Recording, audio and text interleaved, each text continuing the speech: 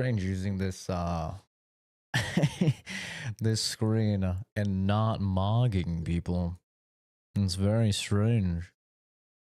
Hello everybody. Hello. We are going to be doing the annual CZProductions podcast and talking about all of the games of 2024.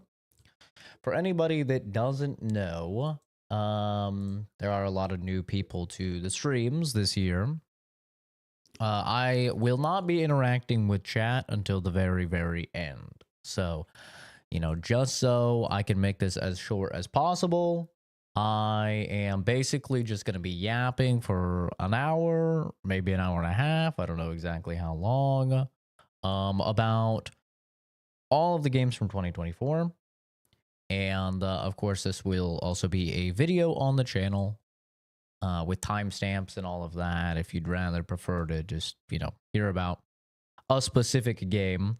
The games we're going to be chatting about is almost, I think I have basically all the heavy hitters from 2024. I don't have Balatro. I think that's probably one of the only ones I don't have, but I'm going to be talking about Persona 3, Helldivers 2, Last Epoch, Final Fantasy 7 Rebirth, Dragon's Dogma 2, Rise of the Ronin, Stellar Blade, Defiant.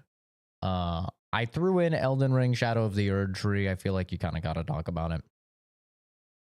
Flintlock, Siege of Dawn, Wukong, Concord, Star Wars Outlaws, Casting of Frank Stone, Astrobot, Space Marines 2, Silent Hill 2, Metaphor Refantasio, A Quiet Place, Black Ops 6, Dragon Age Veilguard, Stalker 2, Marvel Rivals, and finally the last game we played of the year, which was Indiana Jones. So, yeah, we're just going to be having a yap sesh. I'm going to be talking about, my thoughts on these games. Any ones that I reviewed at the time when I reviewed them, I'll be talking about my updated thoughts if I think that they're, different or the same or whatever. But yeah, I think I have everything set up. I'll have a little bit of background music. The background music is going to be from Stellar Blade, which in my opinion had the best soundtrack this year.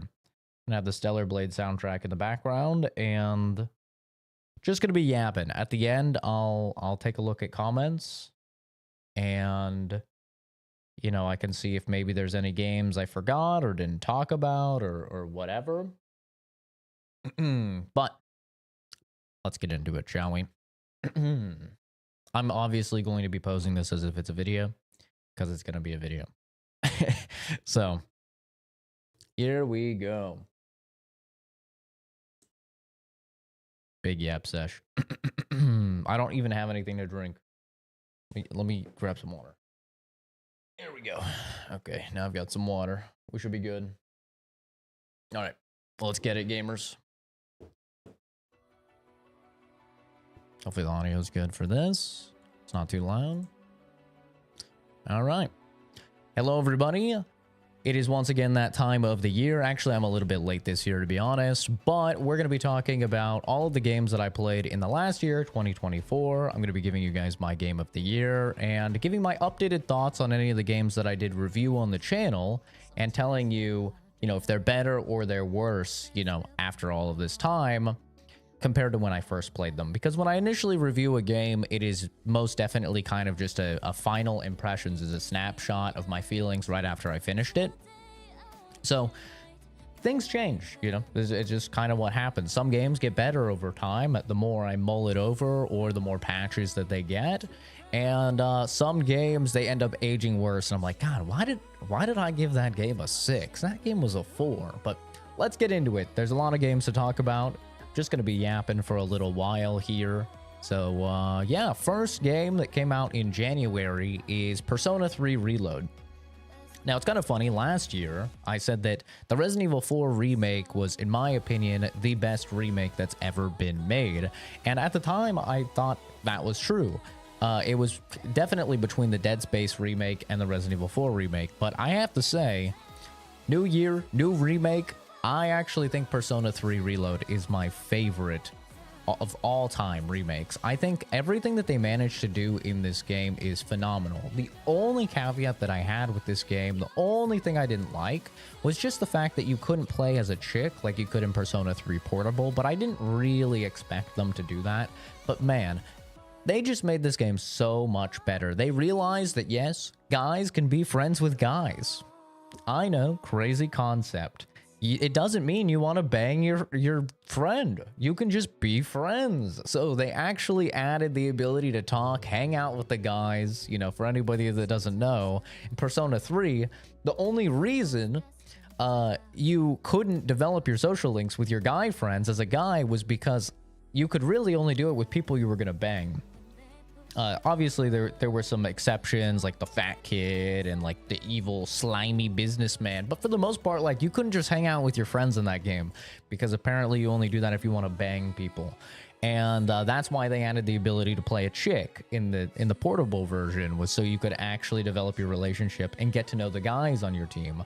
And the remake totally fixes that. You can just shoot the shit with the guys, and overall, I just really enjoyed every single thing that they changed.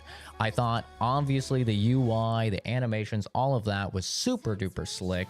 And this is actually the most voice-acted Atlas game, which I was really, really happy to see. You know, a lot of the games have a ton of reading, but I felt like with Persona 3 Reload, they really went the extra mile and voice acted significantly more, and I really, really liked that.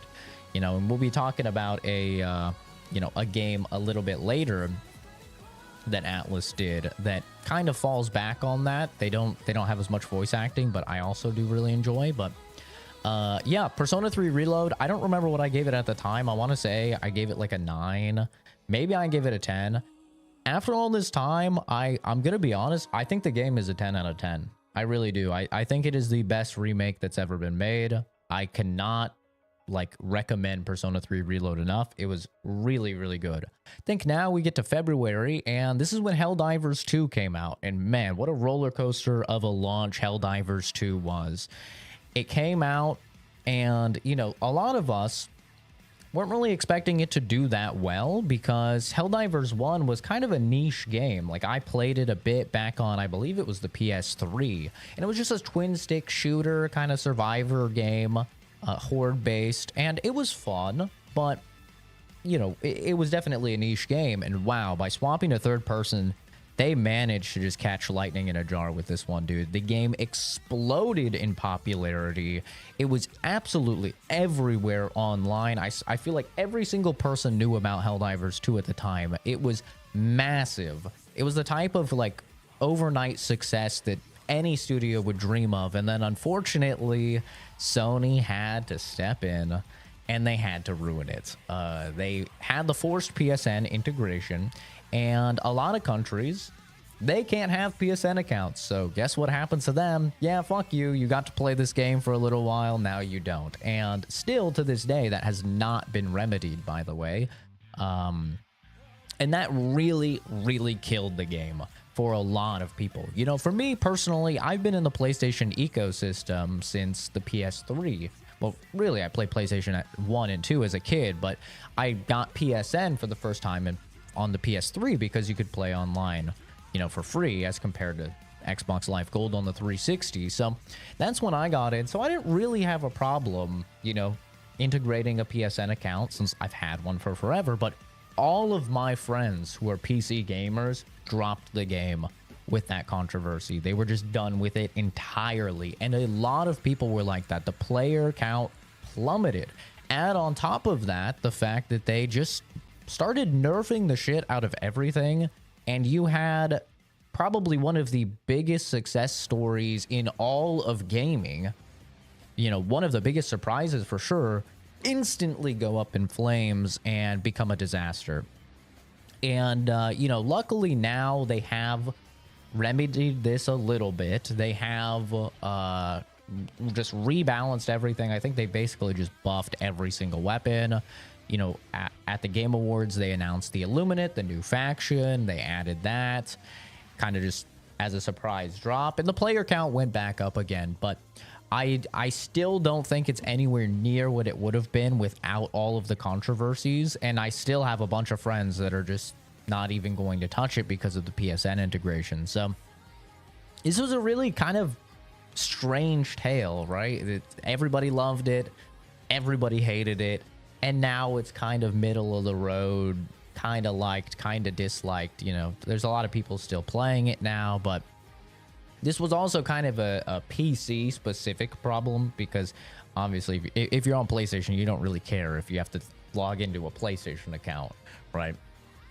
For me, at the time of release, I really do think Helldivers 2 was a 10 out of 10. I thought that the experience there was phenomenal. I loved the ability to grind out the super credits naturally. You didn't have to pay for they're not really battle passes, you know, the like content passes or whatever. You didn't have to pay real world money for it. You could just play the game, get the super credits, buy it yourself. I thought that was a super consumer friendly option. I thought that the actual combat in the game, the enemy variety, all of that was really fun. And I thought that they did a great job with the live service, you know, the events and the narratives that was unfolding as people were playing the game. And I was really into it. Unfortunately, after all of the drama, I haven't went back to it. I haven't probably touched this game since April, I would say.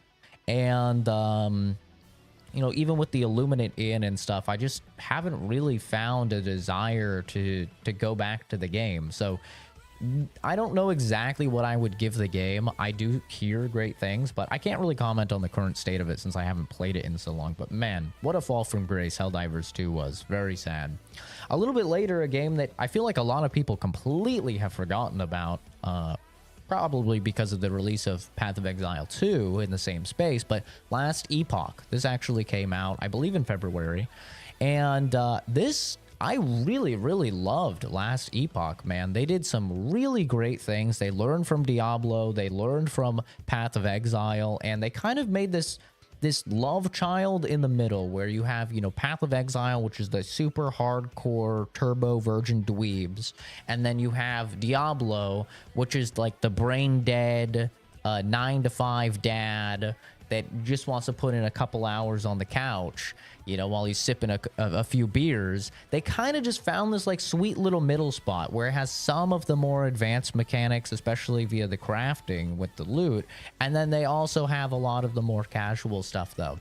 They have a fantastic loot filter in the game. I really enjoyed the campaign, but the end game was certainly lacking. But I really, really liked Last Epoch. I still think Last Epoch is like really, really good. I still think it's probably better than Diablo 4, even after the Diablo 4 expansion, which it isn't on the list. I'm not going to really talk about the Diablo 4 expansion because it wasn't very expansive. It didn't really add too much other than the class. The story that they did was pretty lackluster and throwaway.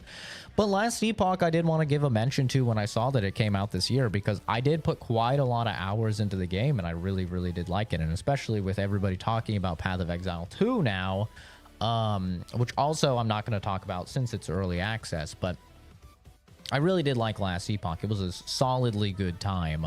And I still go back to it every now and then. I'm excited to see what they do with the seasons. Final Fantasy VII Rebirth. Now, a lot of people thought that this was going to win Game of the Year. I honestly thought that this would probably win Game of the Year. At the time that I played the game, I was probably one of the only reviewers that I saw that really didn't jive with this. I called it disappointing. I said that it was a bloated mess.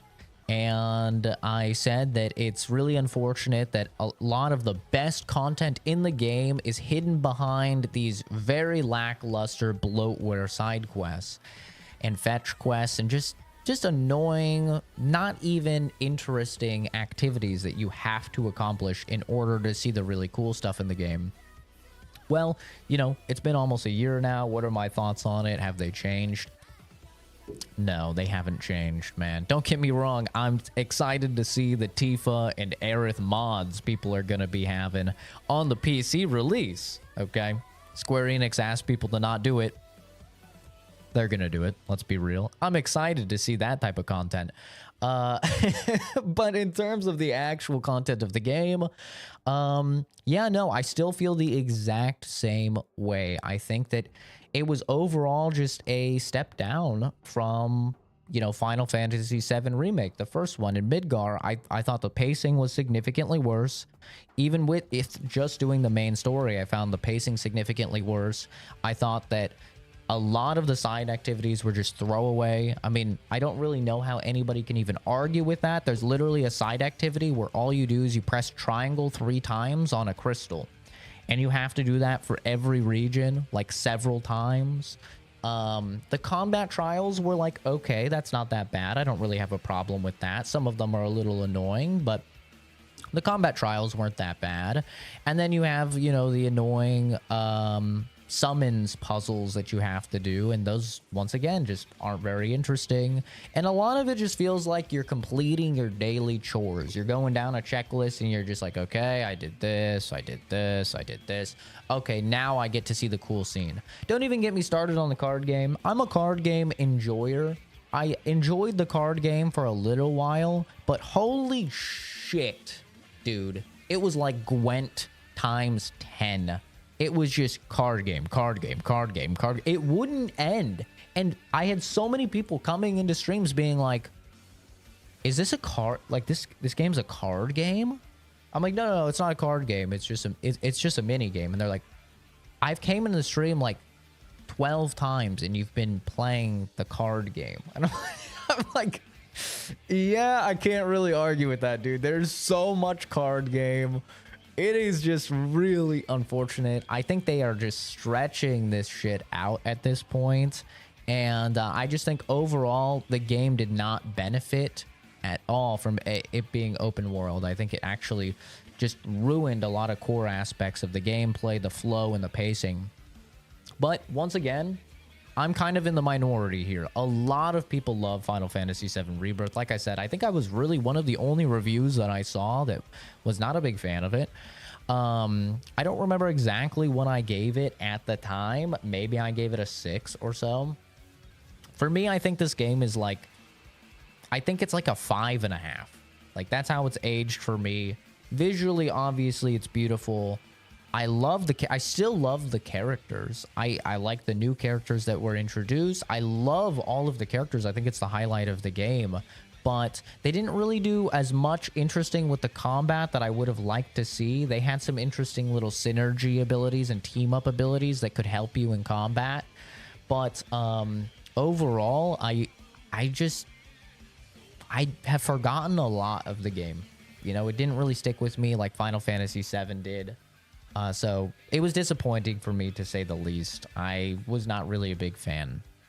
Dragon's Dogma 2, though, talking about a game that's open world, I really liked Dragon's Dogma 2. And I think this is kind of the opposite. I saw a lot of people not liking Dragon's Dogma 2.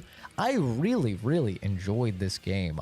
You know, as a big sword enjoyer in games, this big sword was just so much fun. I didn't play any other class. I didn't have any desire to play any other class. All I wanted was my big sword, and that was it.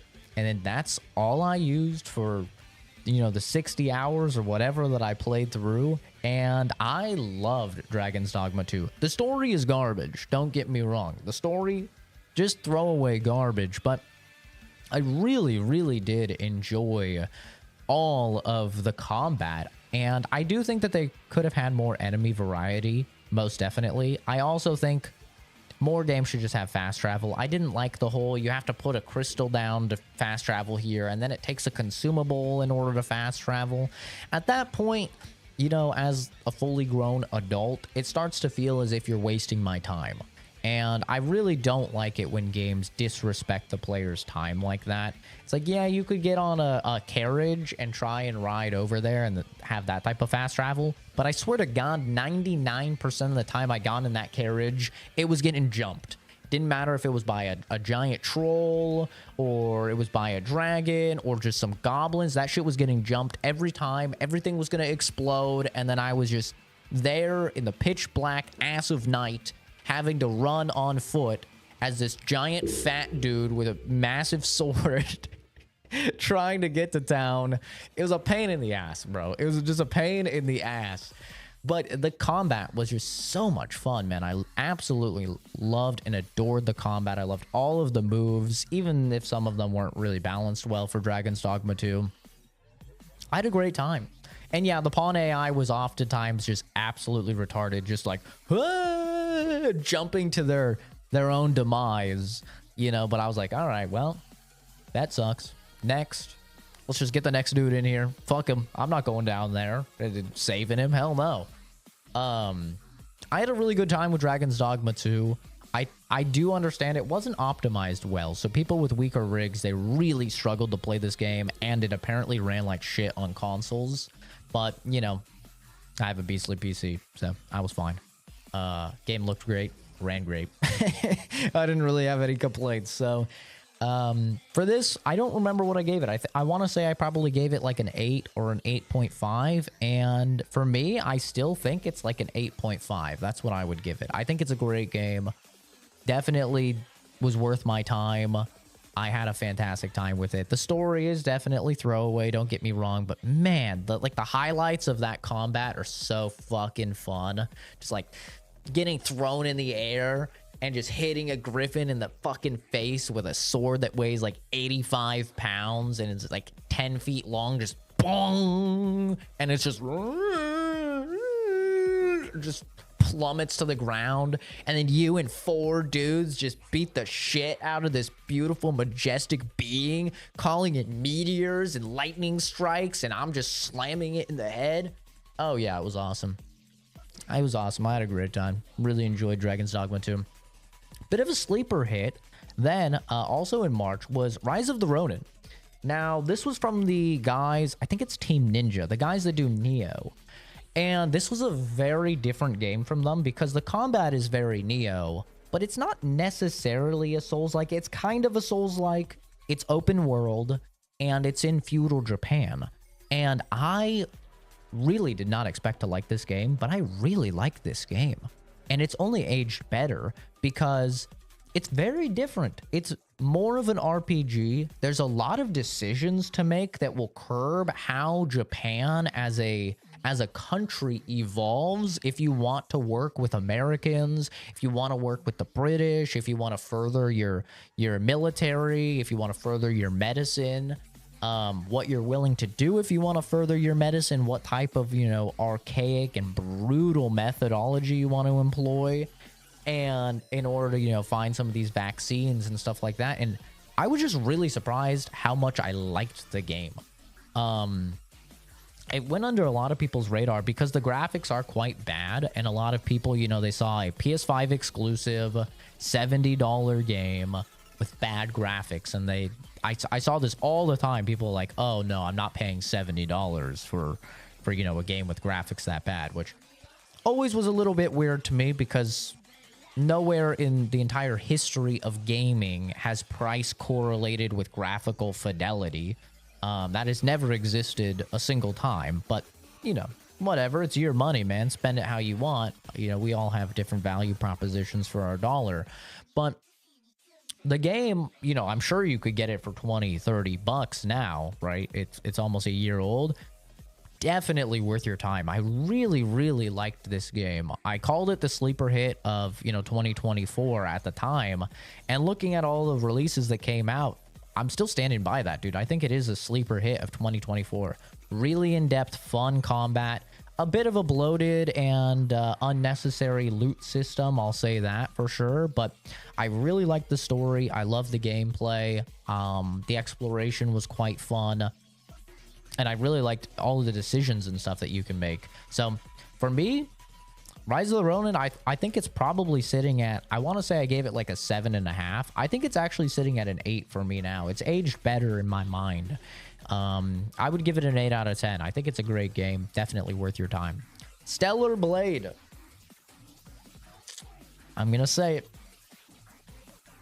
This is my game of the year, 2024. I'm going to say it. I bounce back and forth between this, Metaphor, Refantasio, and Space Marine 2. Hardcore, man. And Astrobot. but I think Stellar Blade is my game of the year. I've listened to this soundtrack. This is the soundtrack playing in the background. I've listened to this soundtrack dozens and dozens of times, you know, just doing shit around the house. The soundtrack is easily the best of the year. It got robbed. Absolutely robbed. How are you going to give best soundtrack to Final Fantasy VII Rebirth? It's all fucking remixes of the 96 game. That doesn't count. We all know Final Fantasy VII had a banger soundtrack back in 96. You can't just put a little wicka fresh spin on it, and now it gets best game and best soundtrack. That's horseshit. It got robbed. Stellar Blade got robbed. It should have won best soundtrack. The soundtrack is fire. Very near. This entire game is very near. And I've never really been able to get into the Nier games. I'll be honest. I bounced off hardcore of Nier Automata. I know that's heresy. The gooners around the world their ears are perking up. Huh? He didn't like Nier Automata? But 2B's thighs. Ooh. Yeah. I'm sorry. I didn't like it.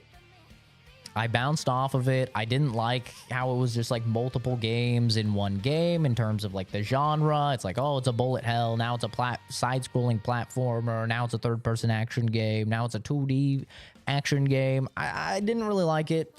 I put more time in Nier Replicant.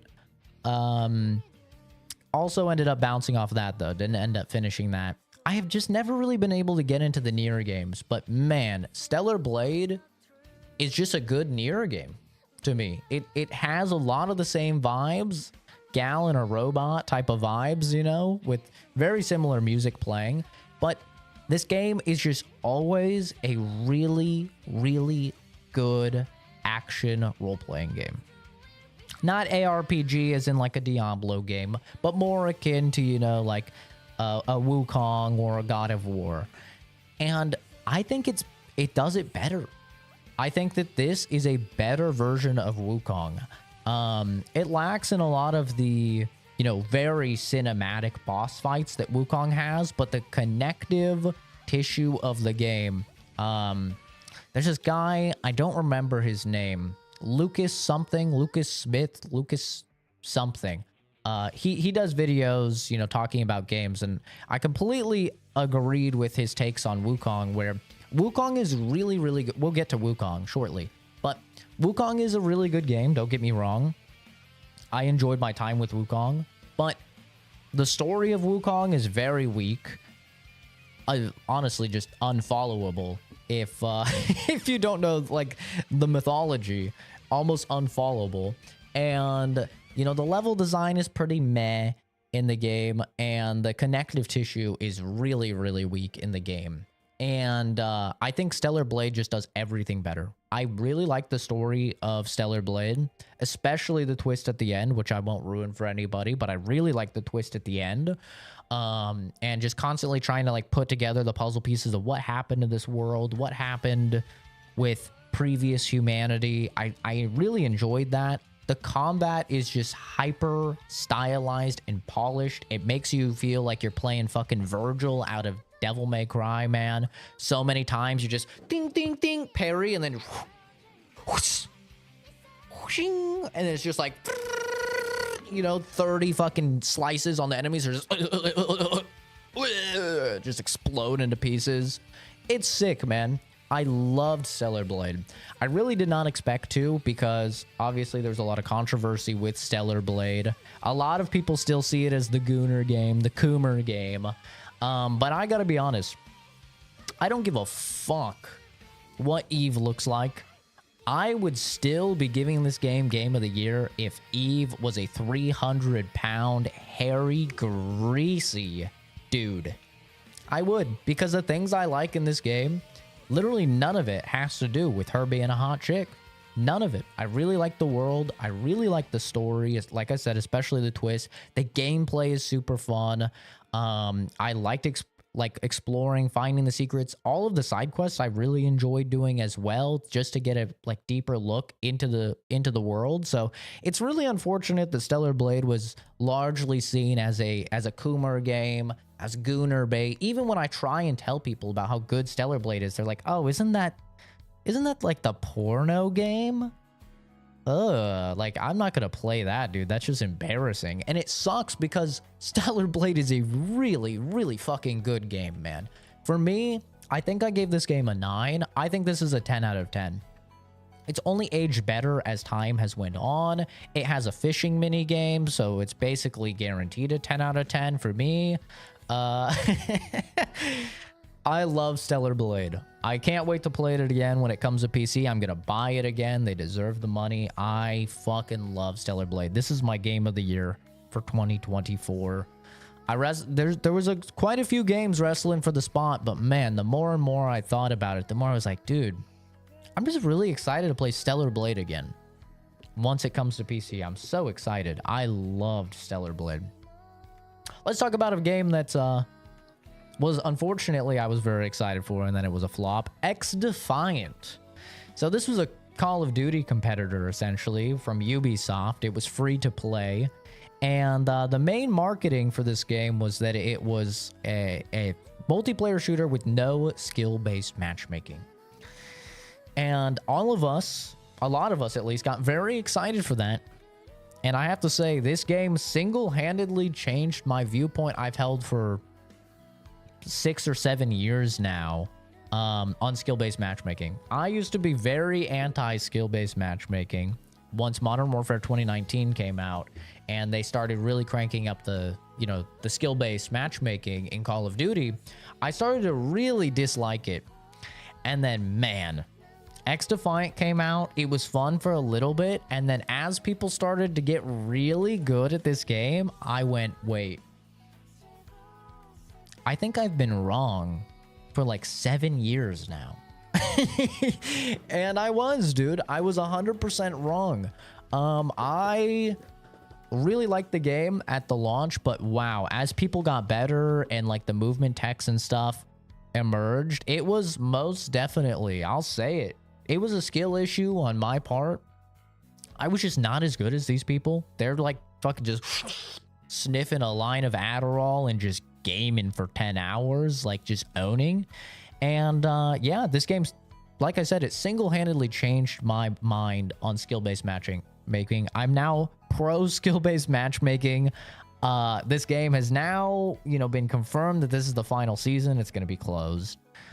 They're closing down the servers and everything. I don't know if people got their money back, if they spent money. I don't know how any of that is working, but definitely a bit of a flop. And it just goes to show that even if it seems like every single person online agrees with something, right? It seemed like every single person online hated skill-based matchmaking. Everybody wanted a game with no skill-based matchmaking. Sometimes us as the gamers, we just don't know shit, man. And that could be really hard to admit for some people. I have no problem admitting when I'm wrong, and boy, oh boy, was I wrong. I don't know if, Call of Duty has the exact formula right, or Apex, or any of these games. Obviously they could tweak the formula just right, but man, coming home from a 9 to 5, logging on to play a couple matches, and then just having the sweatiest of turbo dweebs just nay all over you, 360 quick scoping you. Yeah, I uninstalled Defiant. Skill issue. I know, 100%. Put me back in the lobbies with people with jobs, okay? Get me out of the unemployment line. Get me back in with the people that have lives and jobs, please. After that was Shadow of the Erdtree. Now, this isn't a game. Elden Ring, Shadow of the Erdtree. It's a DLC, but it was too big to not talk about. So let's chat for a moment about Shadow of the Erdtree. I think Shadow of the Erdtree is quite good. I don't think it's FromSoft's best DLC, even if it is their biggest DLC. I don't think it's their best. I still think Bloodborne DLC clears pretty easily. The Old Hunters DLC. I still think that some of the DLC for Dark Souls 3 clears Shadow of the Erdtree. But Shadow of the Erdtree is really good. It is very good. I'm not the biggest fan of how they did the difficulty with the Scadu Tree. I think that's what it was, like the Scadu Tree blessings. And they released the game and it was literally just too hard. It was kind of funny. It was one of those things where ahead of time, journalists were allowed to release their reviews for the Shadow of the Erdtree DLC, and there was one reviewer that said it was too hard, and everyone online dogpiled that guy. Oh, what a shitter. What a piece of garbage. How dare he? What a fucking loser. He's skill issue, skill issue. Fast forward a couple days, DLC comes out. All of the fucking reviews on Steam, negative, it's too hard. You could not write something fucking funnier, bro. It was so funny. It's like everybody that was online shitting on this journalist for saying it was too hard now just took to the reviews and they were 100% agreeing with the guy in spades. And they had to nerf the DLC. They nerfed several of the bosses. They buffed the scatter tree blessings, like how much percent of defenses and damage that you got with them. They just overall made it significantly easier to accomplish. And yeah, it was hard, bro, especially that first day or two. It was pretty difficult, and I think it just felt really bad going from being overpowered fighting godlike beings in the base game to coming into the DLC and getting two-tapped by, regular enemies, despite having, like, maximum, like, health and defensive charms and heavy armor, just getting, like, two-tapped from these, like, fucking peasants. It felt really, really bad. But, once you kind of learned to get those scatter tree blessings, you learned where they were. I think it was definitely a lot better. I really like a lot of the bosses in Shadow of the Erdtree. It does suffer from the same issue that the base game of Elden Ring suffers from, which is reusing assets. There's a lot of reusing of assets in the DLC, a lot of reusing of, enemies, and overall, I enjoyed my time with Shadow of the Erdtree, but one thing I didn't enjoy is the final boss. If you haven't had the final boss of Shadow of the Erdtree spoiled for you yet, I'll put up my hand as I talk about spoilers. Okay, I'll put down my hand when I'm done talking about it. Okay, so you can skip ahead or just mute or whatever. Fuck Consort Radon. Fuck that guy. Fuck that piece of shit. Yeah. Fuck that boss, bro. That boss is ass. I stand by it. I beat him with only my fists, no summons, no magic or anything, just to prove a point because people said it was a skill issue when I was talking about how he sucked. So I replayed the game, no summons, no magic, just fists, just to prove a point. That fight sucks ass. I fucking hate that fight. The visibility is terrible. The frame rate goes to shit, even on a turbo PC. I think they fixed that, probably, but God help you if you're on console. But the visibility is terrible in that second phase. First phase is fine.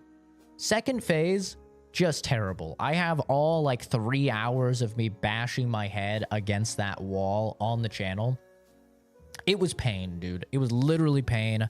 Easily the hardest fight I've ever done in a video game, and it was terrible. I hate the boss fight. I don't like it.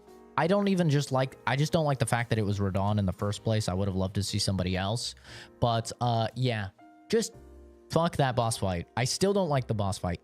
Those moves and the timings for dodging will probably be burned into my hippocampus until the end of time. I will be 85 years old in the hospital bed being like, roll, roll, roll, attack, attack, roll, oh, run, run, run, roll, roll. Like, I will still have those timings etched into my brain until the end of time because of my agony fighting that piece of shit. I hate that guy. Okay, spoilers over. Overall, though, I did really enjoy the DLC. I thought Shadow of the Erdtree was a good time. I thought it was very silly to even put it up against Game of the Year. For Game of the Year, I thought it was silly. It doesn't compete. It's not even the best FromSoft DLC. It might be top 3. But yeah, it was just silly even seeing it as possible Game of the Year. Because it's not even a game, brother. It's a DLC. But also because it's not even that good. It is good. It is good. But it's not game of the year good, you know? It's not like Metaphor, Refantasio, you know, any of those other games that were up there, Astrobot good. It wasn't that good. So for me, I think when I played it, I gave it like a 7.5. I think it's still like a 7.5. I think it's a good time. I think it's a solid time. If you like Elden Ring, you'll like it. It suffers from a lot of empty space in some points of the map. It suffers from reusing fights. The big fire colossal dudes are just not fun to fight. They're just boring, not fun to fight. Unfortunately, you have to in order to get the physic mixes. But yeah, overall, I thought it was pretty good. I'm very excited to see what they do with, you know, Elden Ring Night Rain. I think it's called something like that. I'm excited to see what that's going to be. Me and the boys will be hitting that up. I think it's like a co-op roguelike, so we'll see. Flintlock was the next game. Flintlock Siege of Dawn. I was very, very excited for this game going into it, just because all the gameplay and stuff that I saw about it just looked really cool. It was like a Souls-like, but it had like the combo percentage meter from like a Devil May Cry game. And as you went unhit and you used diverse moves and combo structure and stuff like that, it was going to build up this multiplier for your souls gained. And then you could choose to, you know, cash it out. But if you get hit, you lose it all, right? Like a high risk, high reward. And I thought that was just a really cool mechanic I had never really seen in a Souls-like. Unfortunately, the game was just not very good. It was profoundly mid. It really was disappointing for me. There's not really too much to say here. I did think that the main chick did a good job voice acting. I wasn't at all on board with the, oh my god, game bad because Sweet Baby Incorporated. Game bad because of DEI. I didn't give a shit about any of that stuff. I never do. But the game just wasn't good. Like, to take all of that stuff out, it could be the hottest white chick ever put in a video game. And Sweet Baby couldn't be attached to it at all. The game was just not very good, man. It was a bit unfortunate. I think I gave it a 6 when I reviewed it. Thinking about it now, I think it's definitely just a 5. I think it's right down the middle, just 5 average mid game. It had some cool mechanics, but unfortunately, the story was just very lackluster. Almost no bosses in a Souls-like, which is a major L. That's usually the highlight of those games. And no big sword. No big sword. Big L there. Wukong. Now, this was a big one. This was a lot of people's game of the year. Black Myth Wukong. I was on... it was kind of like Final Fantasy VII Rebirth for this one. I was not on the side of loving Wukong. I thought Wukong combat got very stale by the end of the game. You were repeating a lot of the same shit that you've done like the entire game, and for me, it got old fast. Yes, there's a metric ass ton of bosses in the game. I think there's like 89 bosses in Wukong. It's insane. It's essentially a boss rush game. But here's the thing. It's not a boss rush game. It would be better if it was a boss rush game. If it was just boss fight, boss fight, boss fight, boss fight, I would have actually liked the game more. But unfortunately, they put in these very, very dated levels for you to explore and normal enemies and stuff for you to fight to make it more akin to, like, you know, a normal Souls-like. And I just thought the level design was bad. Tons of invisible walls. Like, I don't think I've seen more invisible walls in a game in like over a decade. It felt like I was playing a PS2 game at times with how many just invisible walls were everywhere in Wukong. And none of like the normal enemies were very fun to fight either. Like, the strong suit of the game was most definitely all of the boss fights. And the boss fights are, for the most part, fantastic, especially visually. Like, if you don't play this game and you watch this game, I can see how a lot of people could be like, this is 10 out of 10. But when you actually play the game, I just found the combat just hyper repetitive. I wasn't the biggest fan of it. And the story is just unintelligible. Like, literally unintelligible. I wanted it to make sense, and it just... Like, the overarching story, I understood, sure. But, like, to give you examples... You end chapter 1 off, and you're in a forest and you just fought this guy and he's like a Buddhist and you understand his story. It makes sense. Literally, the next scene, you are full of arrows in a desert. And there's a dude without a head playing fucking banjo or something. And like magically saves you. And it's like, what the fuck happened? Like, what, how did I get from fighting the dude at the end of the forest area to now I'm full of arrows and some fucking headless banjo dude is playing to me? Like, what are we talking about? How did this happen? There's literally no explanation. There's no lore that you can find that explains it. There's no popping open the menu and reading that. Nothing explains it. And then this happens repeatedly through the game. You beat chapter 2. Like I said, you're in a desert. You just fight this dude. He makes a bunch of, you know, crazy tornadoes and stuff. Really cool boss fight. You finally beat him. Next thing you know, it pans in on a statue, like a giant statue in a snowy area, and Wukong just pops out of the statue. What? Why is he in the statue? How'd he get to the statue? Why is he in a snowy area now? What the fuck is happening? Like, there's no continuity in this game. And I have no doubt, maybe if you're Chinese, or if you're, like, really into Chinese mythology, you're, like, the 2 people in the rest of the world that is into Chinese mythology or something. Maybe there's some myth about, oh, yes, Wukong fought a tornado man, and then he got sucked into a statue in the snow or something. Like, maybe it makes sense if you know the mythology. But as a dude that doesn't know anything about the Wukong mythology, this shit made literally 0 sense. I also just thought the characters weren't that interesting. The pig guy wasn't that interesting to me. I found it kind of annoying, to be honest. I was happy when I got to beat his ass.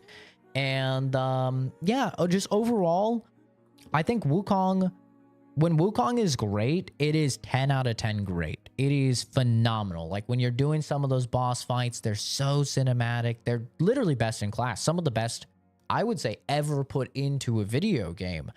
And it is clear that it was such a labor of love. There's so much attention to detail. Like I said, with the mythology, it seems like they're very, you know, true to that. But unfortunately, it just lacks in everywhere else for me. And so I had a good enough time with Wukong. I think I gave it a 7.5 out of 10. And thinking about it now, I'd agree. I think it's a 7.5. I don't think I'd drop it down to a 7.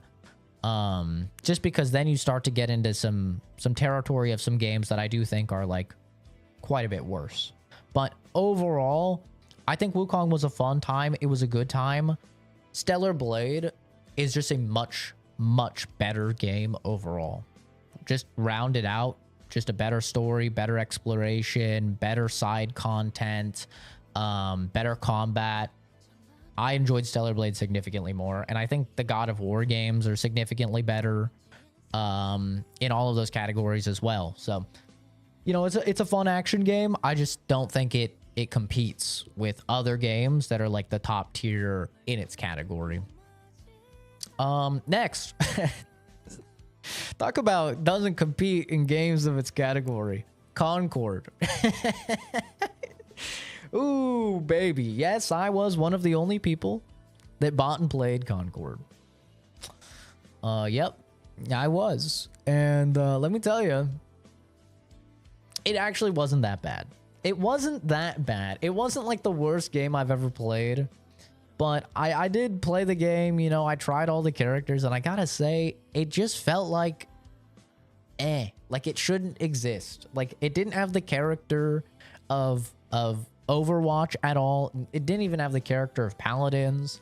The time to kill was very, very long on almost all of the characters. The balancing was a bit out of whack. There wasn't like a roll queue or anything like that, so most of the time you just had dudes being retards. And it wasn't like very hardcore objective focused. They had like domination and team deathmatch and stuff, which was just, and they even had a search and destroy mode, which was just so weird to me to have in a hero shoot. Can you imagine Overwatch with a search and destroy mode? Like, you die once, you're done. Like, it was just weird, man. It didn't even feel like it belonged in the genre. They knew what they were doing. And I will say, like, the secret level episode of Concord, I think it was actually really good. I think the world of Concord seemed really interesting, and I would have been interested in, like, a single-player story game in the world of Concord. Now, don't get me started on the character design. It's ass. It is, it is undiluted, scientifically pure ass. Like, they have found the formula for just pure ass. It is so bad. The character designs are horrendous in Concord, but the actual world did seem pretty interesting. It did feel like kind of knock off Guardians of the Galaxy, but like I said, I enjoyed the secret level episode. I thought it was pretty good, but wow, they had such a fumble. And this is the type of fumble that's like Seahawks in the Super Bowl type of fumble, like the type of fumble that will be legendary. People will know Concord probably until the end of video gaming as we know it. I mean, it is that monumental of a failure. We have experienced history in the making. We have not seen a video game failure the likes of Concord since E.T. And if you know anything about E.T., that almost single-handedly killed video gaming as an entire industry. So Concord wasn't quite as bad as E.T., but this is like a monumental failure on all fronts. It is insane. And like I said, the game actually wasn't that bad. It just wasn't good. I think I gave it a 6 out of 10, like a little bit above average. Thinking about it now, obviously it's not like I can go back and play it, right? It's gone. But thinking about it now, I think it was probably like a 4. I think it was a bit below average for the, I could be wrong. Maybe I didn't give it a 6, but I think looking at it now, I think it was like a 4. It was like below average. Concord definitely wasn't good, but it's kind of funny now thinking about Concord because we have Marvel Rivals, which we'll talk about a little bit later. But Marvel Rivals is also an Overwatch competitor, and it's just way, way better. In my opinion, it's better than Overwatch.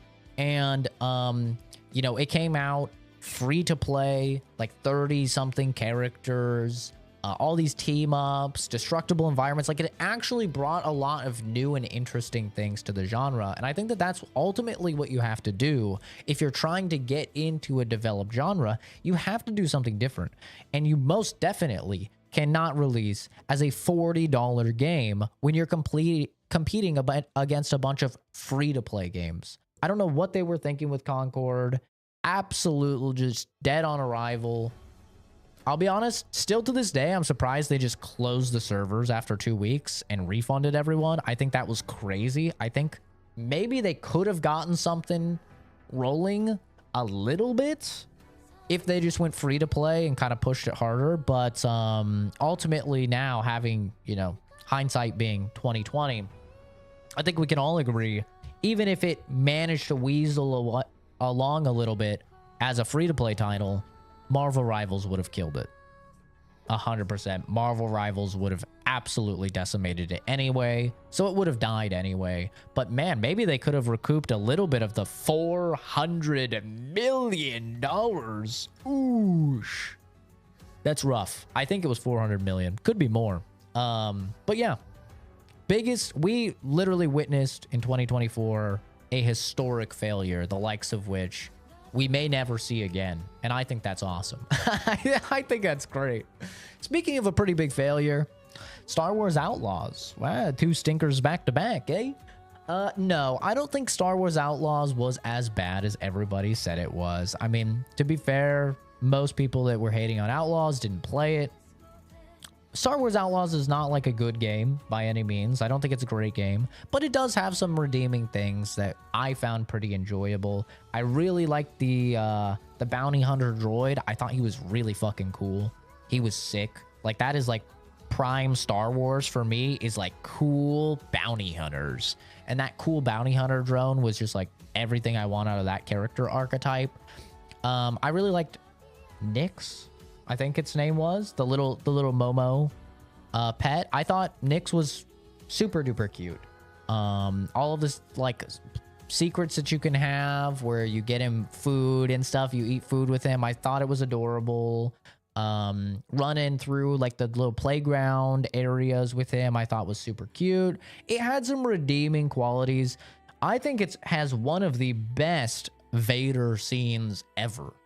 Like the Vader scene in Star Wars Outlaws is insane. If you haven't seen it, highly recommend. Really, really fucking cool, dude.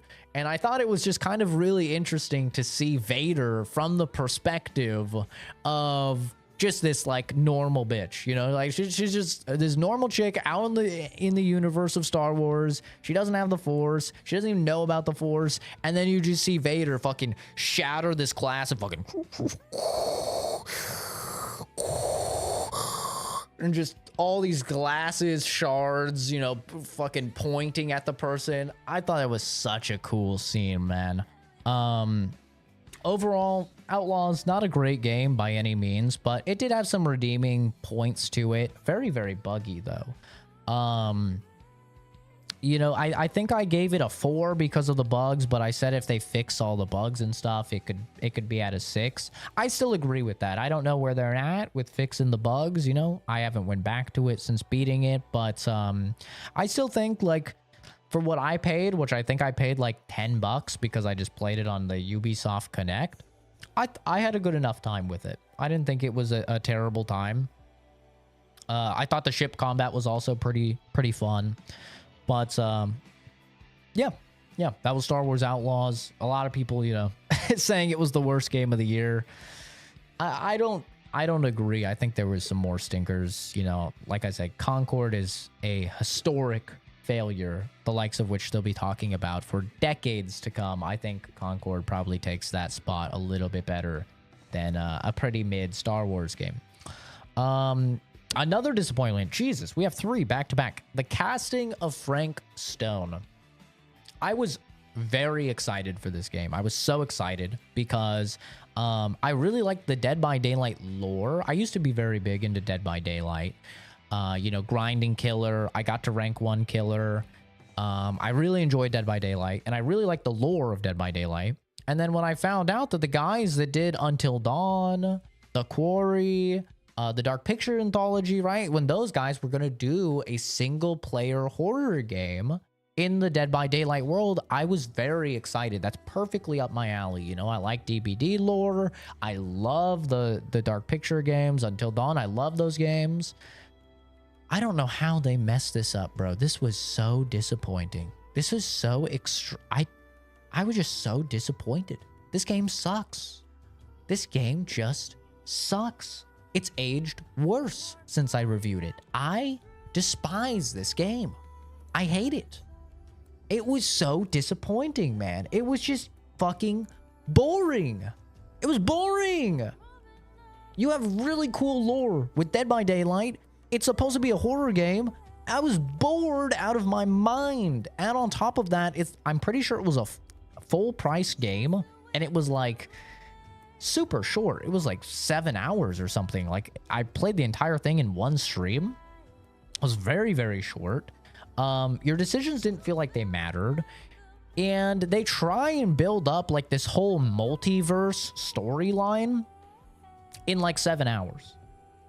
That doesn't work, bro. You can't get into like the concept of multiverses and all the different parallel realities and stuff like that, and how that has an impact on like the core universe. You can't do that in 7 hours while also introducing all the characters and also introducing, you know, the bad guy, and the bad guy sucked.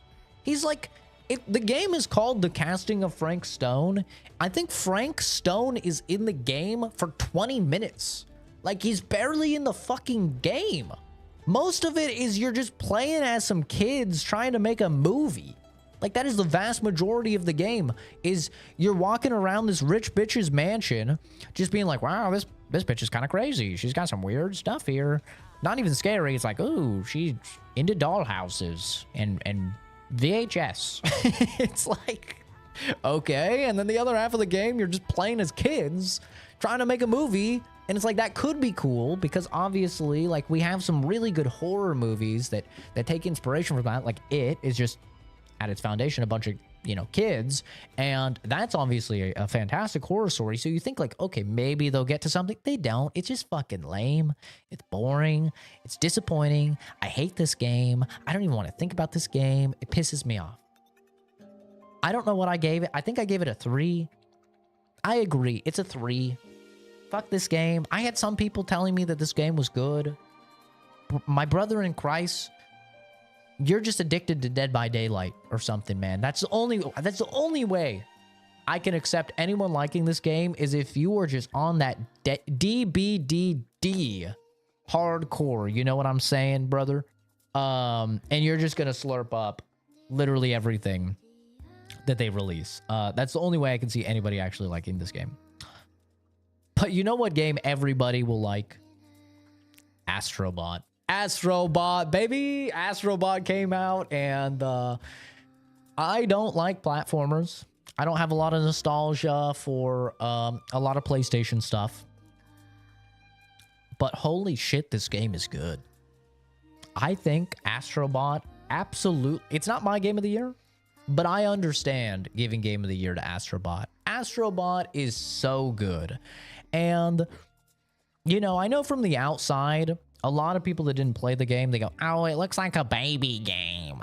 It looks like a little baby game, and you're just this cute little robot. And listen, dude, not every game has to be cock and ball torture Souls-like. Not every game has to be turbo realism graphics. Not every game has to have Last of Us types of narratives and motion capture performances.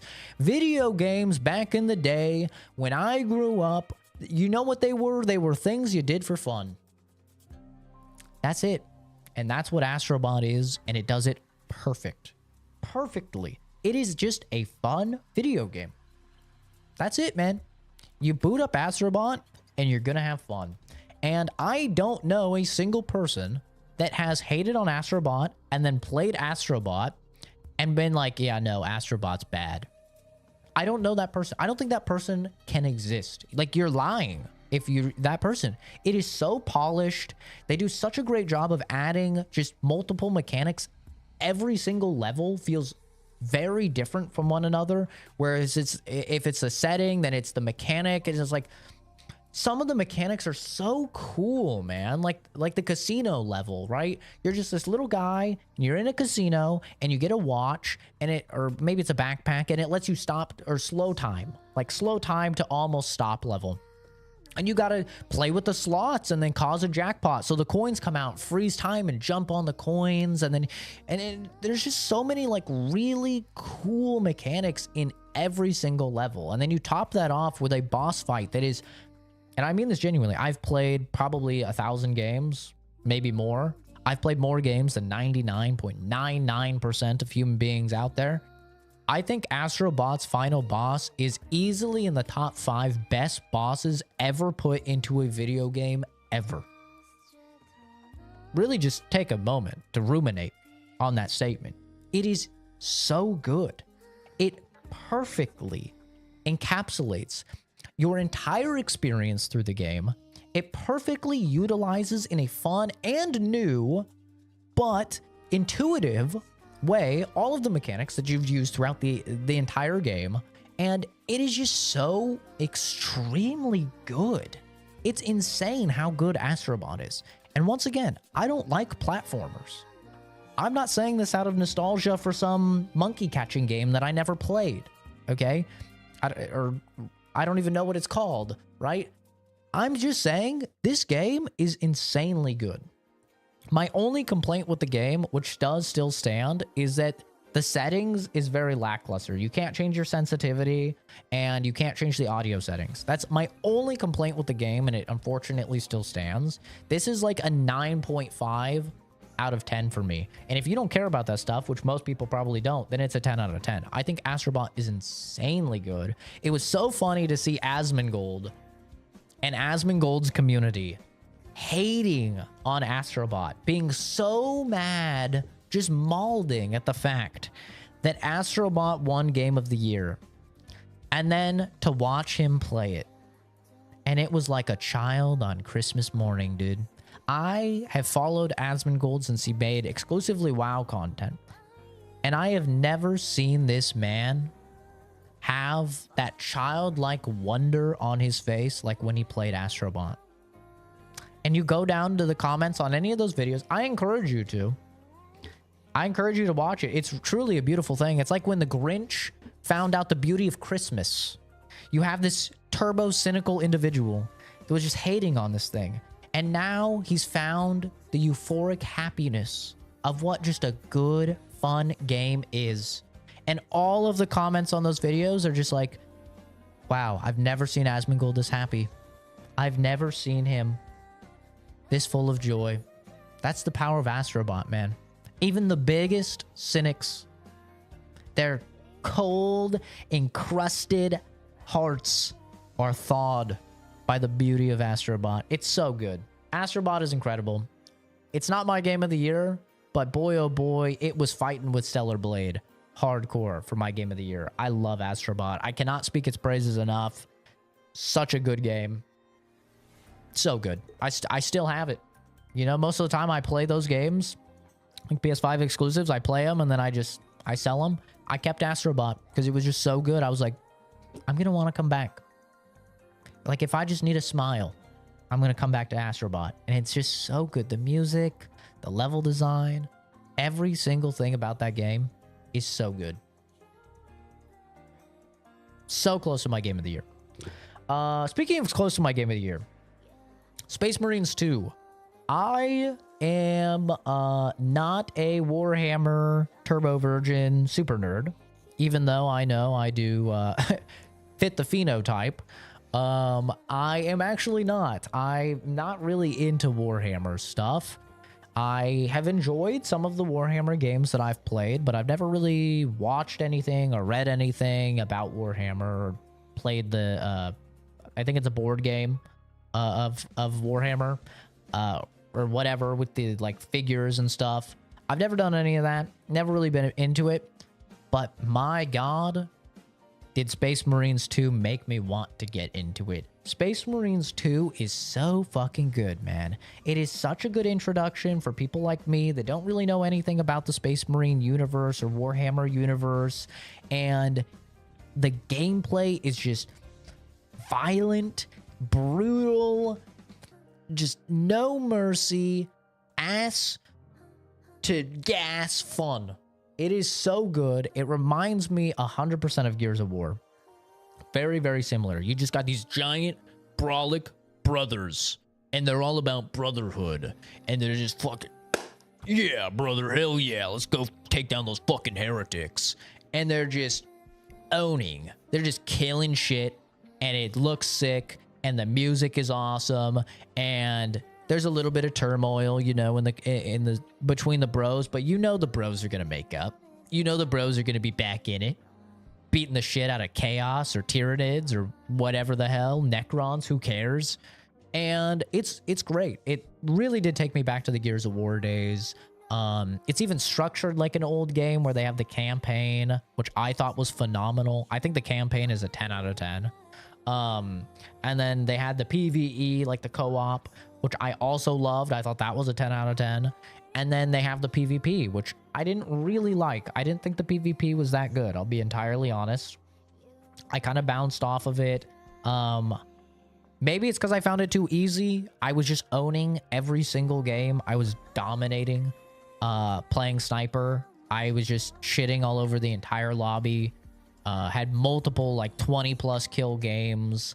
Just, I don't know. I didn't really feel like challenged at all. I thought it was very easy, and it didn't really have the progression that I typically want to see out of a PvP game. So I don't know. It didn't have a lot of levels, but the PvP, you know, I'd probably give that like a 6 out of 10. Like it's maybe a 5 or a 6 out of 10. I thought it was like pretty average, maybe a little bit above average, but man, the PvE and the campaign go so hard in this game. They're so fun. I love what they decided to do with the PvE with making it so it was the other team going on missions while Titus was doing his missions in the campaign. So you kind of like after you play the campaign, you have a good insight into what they're doing in the PvE. It seems like they're supporting it fantastically. For me, this was the better Helldivers. Like, I prefer this game over Helldivers 2. I love the armor customization. I thought that was super in-depth and really cool. I liked the progression. I felt like Helldivers didn't really have that progression for me. It didn't have the upgrading of your weapons and kind of the skill tree and stuff like that for the classes. So for me, I just like Space Marines 2 more than Helldivers. But because the PvE was a little lackluster, that's why I bumped it down a little bit, because that is a core facet of the game. And also the PvE only had 6 missions on launch, which I do feel like is a little bit lackluster as well. So I want to say I gave the game like a 9. I still stand by that. I think it's a 9. I think as they add more and more content though, and if they manage to get the PvP like better, which is more content and faster progression, because the progression was really slow in the PvP, I think it could definitely approach a 10. But still, I absolutely love Space Marines 2, and as somebody that's not even into Warhammer, it made me into Warhammer. It made me very interested, and I was booting up some of those YouTube videos, you know, with the people talking in the very silly, deep voices. It is the 41st millennium. Mankind knows only war. The Space Wolves are a bunch of turbo furries or whatever, you know. I was really into all of the all those lore videos and stuff. It actually got me interested in it. So Space Marines 2 was great.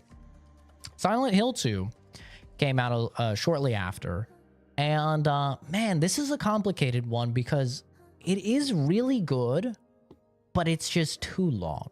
It is, that's the main problem with Silent Hill 2, is that it's just bloated, man. When your original game that you're remaking is 6 to 8 hours, your remake should not be 16 to 18 hours. It's just too bloated for me. And they don't do a good job of really diversifying the combat scenarios, the gear that you're utilizing in those combat scenarios. You know, they're not giving you like frequent upgrades or anything like that.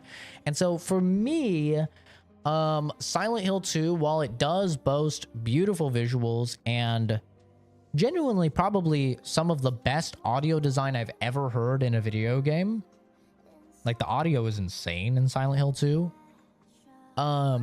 Ultimately, there was a really long chunk in the middle of the game and towards the end of the game where I just felt like I was going through the motions. Like I was like, okay, it's about to be over. Oh, it's not over.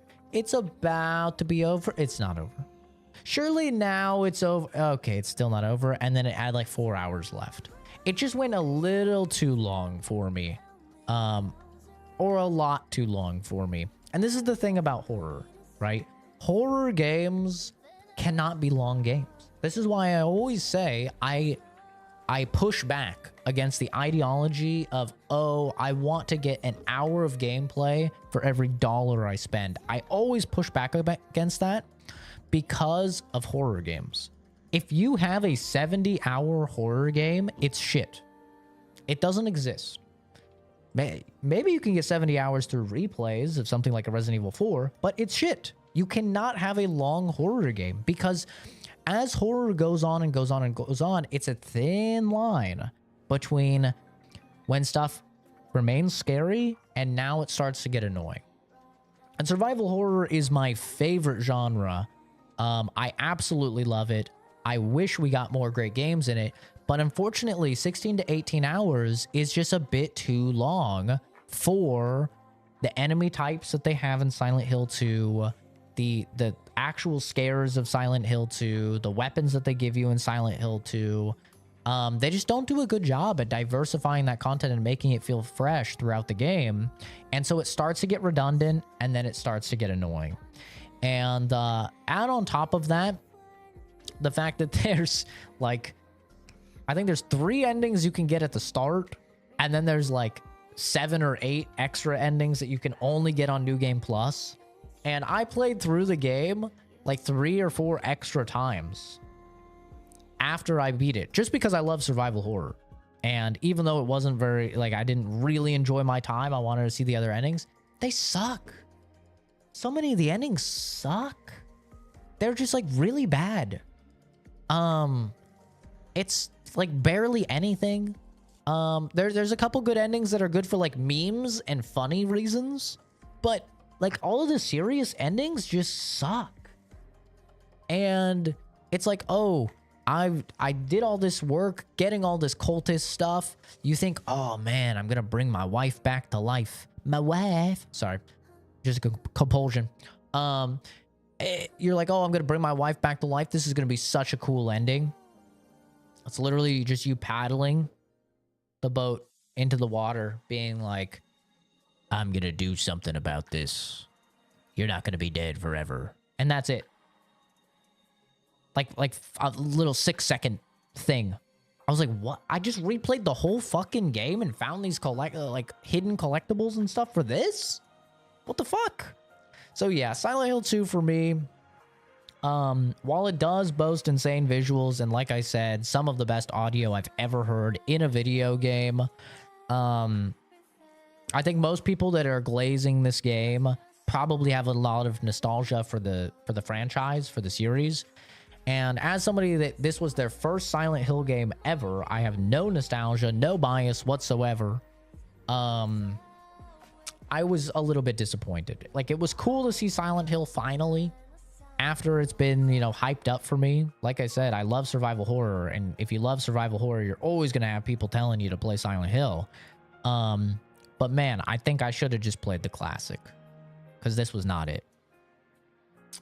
You know what is it though? Metaphor Refantasio. Refantasio. However you say it. Who gives a shit? Persona 6. Yeah, this game is great. This game is absolutely great. IGN gave it Game of the Year, which I know most of us don't give a shit about IGN, but you know, a lot of people's Game of the Year. I unfortunately still have not beaten it. I'm like 50 hours in. It's like an 85-hour game. I'm like 50 or 55 hours in, something like that.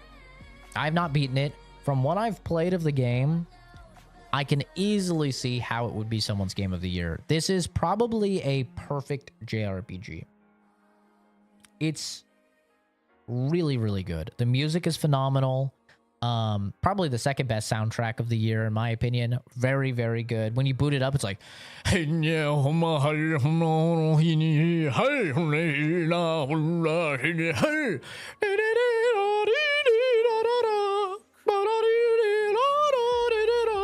shit gets you hype, bro. You're like, yeah, let's go, baby. Let's become the king. It gets me hype. I think the soundtrack is fucking fire. Not as good as Stellar Blade, but it's very, very, very good. They've done a lot of really cool things with the gameplay. Now, instead of the protagonist being the only one that can swap personas, you can swap the entire team's personas. So that's very, very nice. They're not personas anymore. Even though they are. Let's be honest, they are. I really like the world, though. This, like, medieval fantasy. It's a lot darker than I thought it would be, you know? You see, like, the aesthetic and a lot of these, like, anime horseshit games. You're like, okay, it's gonna be like, wow, we did it through the power of friendship. Yay! Not this game. Nah, this game is like, oh, yeah, your friend just got brutally fucking killed. Right in front of you. Because you weren't good enough. Get better, loser. And I think that's awesome. I think it's great. I love it. I thought it was great. Just tons of racism. I love that. Don't clip that out of context. I love it in like a fantasy world because it makes it feel more real. You know, like you play Baldur's Gate and it's like, ooh, the drow. You know, you're playing Baldur's Gate 3, they're like, ooh, the drow. Ooh, those are the nasty elves. Ugh. You know, nobody trusts you, nobody likes you. There's like that level of racism. I like that in a fantasy world because it does lend to the realism. If we're racist towards each other and the only thing changing is the color of our fucking skin, brother, you really think we wouldn't be like super omega racist if some motherfuckers had horns and some had ears and some were furries? Oh, of course we would be. We would be like hyper racist. And this game deals with that. Metaphor Refantasio, I mean, that is probably the core of the game, is racism bad. And trying to eliminate racism.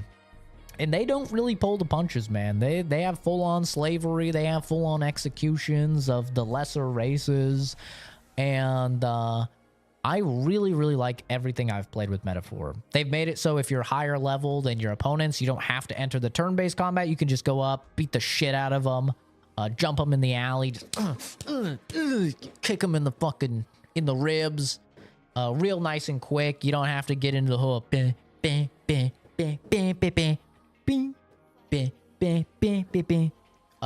you normally do in JRPGs. And yeah, overall, I really, really like Metaphor. I just can't really consider it for my game of the year because I haven't beaten it. I don't think that's fair.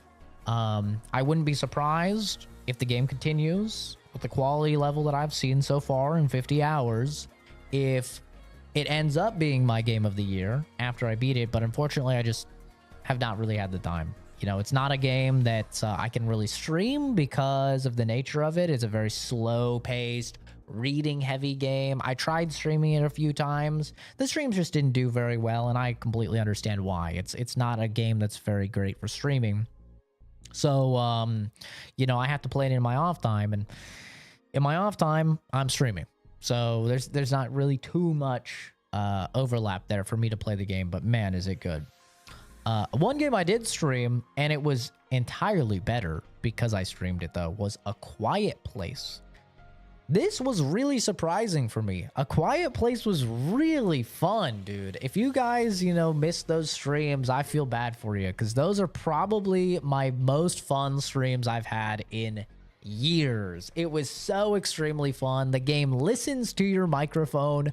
People in chat trying to make me laugh and shit. Frequently they did. And then I let out a little, you know, a little snort. And then I'm just brutally mauled by the monster. Oh man, it was so much fun to play through. I don't know how fun this game would be if you're just like alone in your room playing it.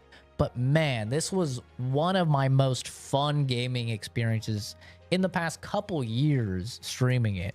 It was absolutely great. The game itself, it's pretty good.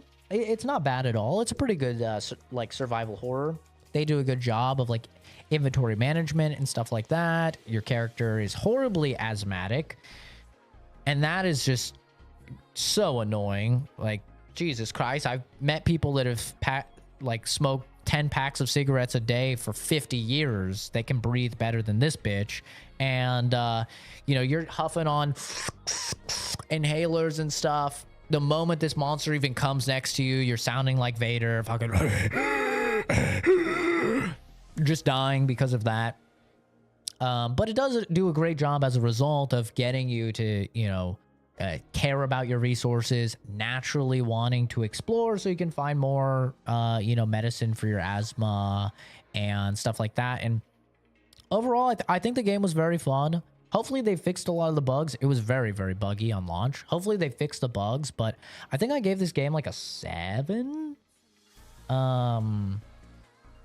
A 7, maybe a 6 because of the bugs. But I think for me, probably because the streaming was so fun, I would bump it up to an 8 if the bugs are fixed. I just had a great time streaming this game, man. It was so fun. Black Ops 6 came out. Everybody was saying, "Oh my God, this is just the best Call of Duty." It's been the best Call of Duty, you know, since Modern Warfare 2019. Everyone glazing it. Well, it's been a couple months now, and all I see from the Call of Duty community is that they fucking hate the game now. So I don't really know what happened, but something happened to where this went from literally the most successful Call of Duty, I think, of all time, they said. It was the best-selling, the most concurrent players of all time in all of Call of Duty, to now all I see is people hate this Call of Duty. I don't really know what happened, but, you know, Call of Duty for me is absolutely one of those games. It's fun for like 2 weeks, 3 weeks maybe. When it comes out, you play the campaign, you play the zombies, You play some of the multiplayer, and then you're like, okay, I'm good for the year. You know, that's how Call of Duty is for me. So Black Ops 6 did a great job just being that. Luckily, since it's on Game Pass, that was really, really nice.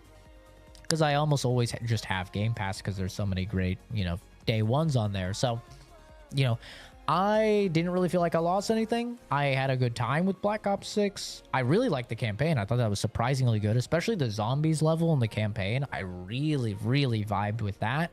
But I am most definitely a filthy casual when it comes to Call of Duty. I'm not out there fucking, I need to get my Neural Nebula Omega camo. I need to get 75 direct impacts with the RPG. You know, I'm not one of those guys. I'm gonna be honest. I don't give a fuck what little sprinkles go on my gun or what metal my gun is made out of. I don't need the gold gun or the diamond gun or whatever. Platinum. I don't even know what they're doing. I think they had obsidian one year. I don't care. I don't give a fuck what's on my gun, bro. I'm here to shoot some people for a little while, and then, you know, test out a few of the guns, play a few of the maps and modes, and then I'm good. You know, I'm a filthy casual in that regard. So I'm not really the best authority for Black Ops 6, but I had a good time with it. I enjoyed the zombies from what I played. It got me like tons of views. Those streams were very, very popular, so that was cool. I think I made like 500, 600 bucks just off of playing Black Ops 6. So that was cool. But, you know, other than that, it was fun enough. I don't really have too much to say about it other than that. And apparently it's terrible now. Speaking of things that are terrible now, I don't know how I keep doing it with these segues, but boy, oh boy, I'm killing it. Just like BioWare killed Dragon Age. Am I right, gamers? Up top. Dragon Age Veilguard is the next game. Boy, oh boy. This was a hot topic one, man. Oh, man. Everybody online seemed like they fucking despised this game.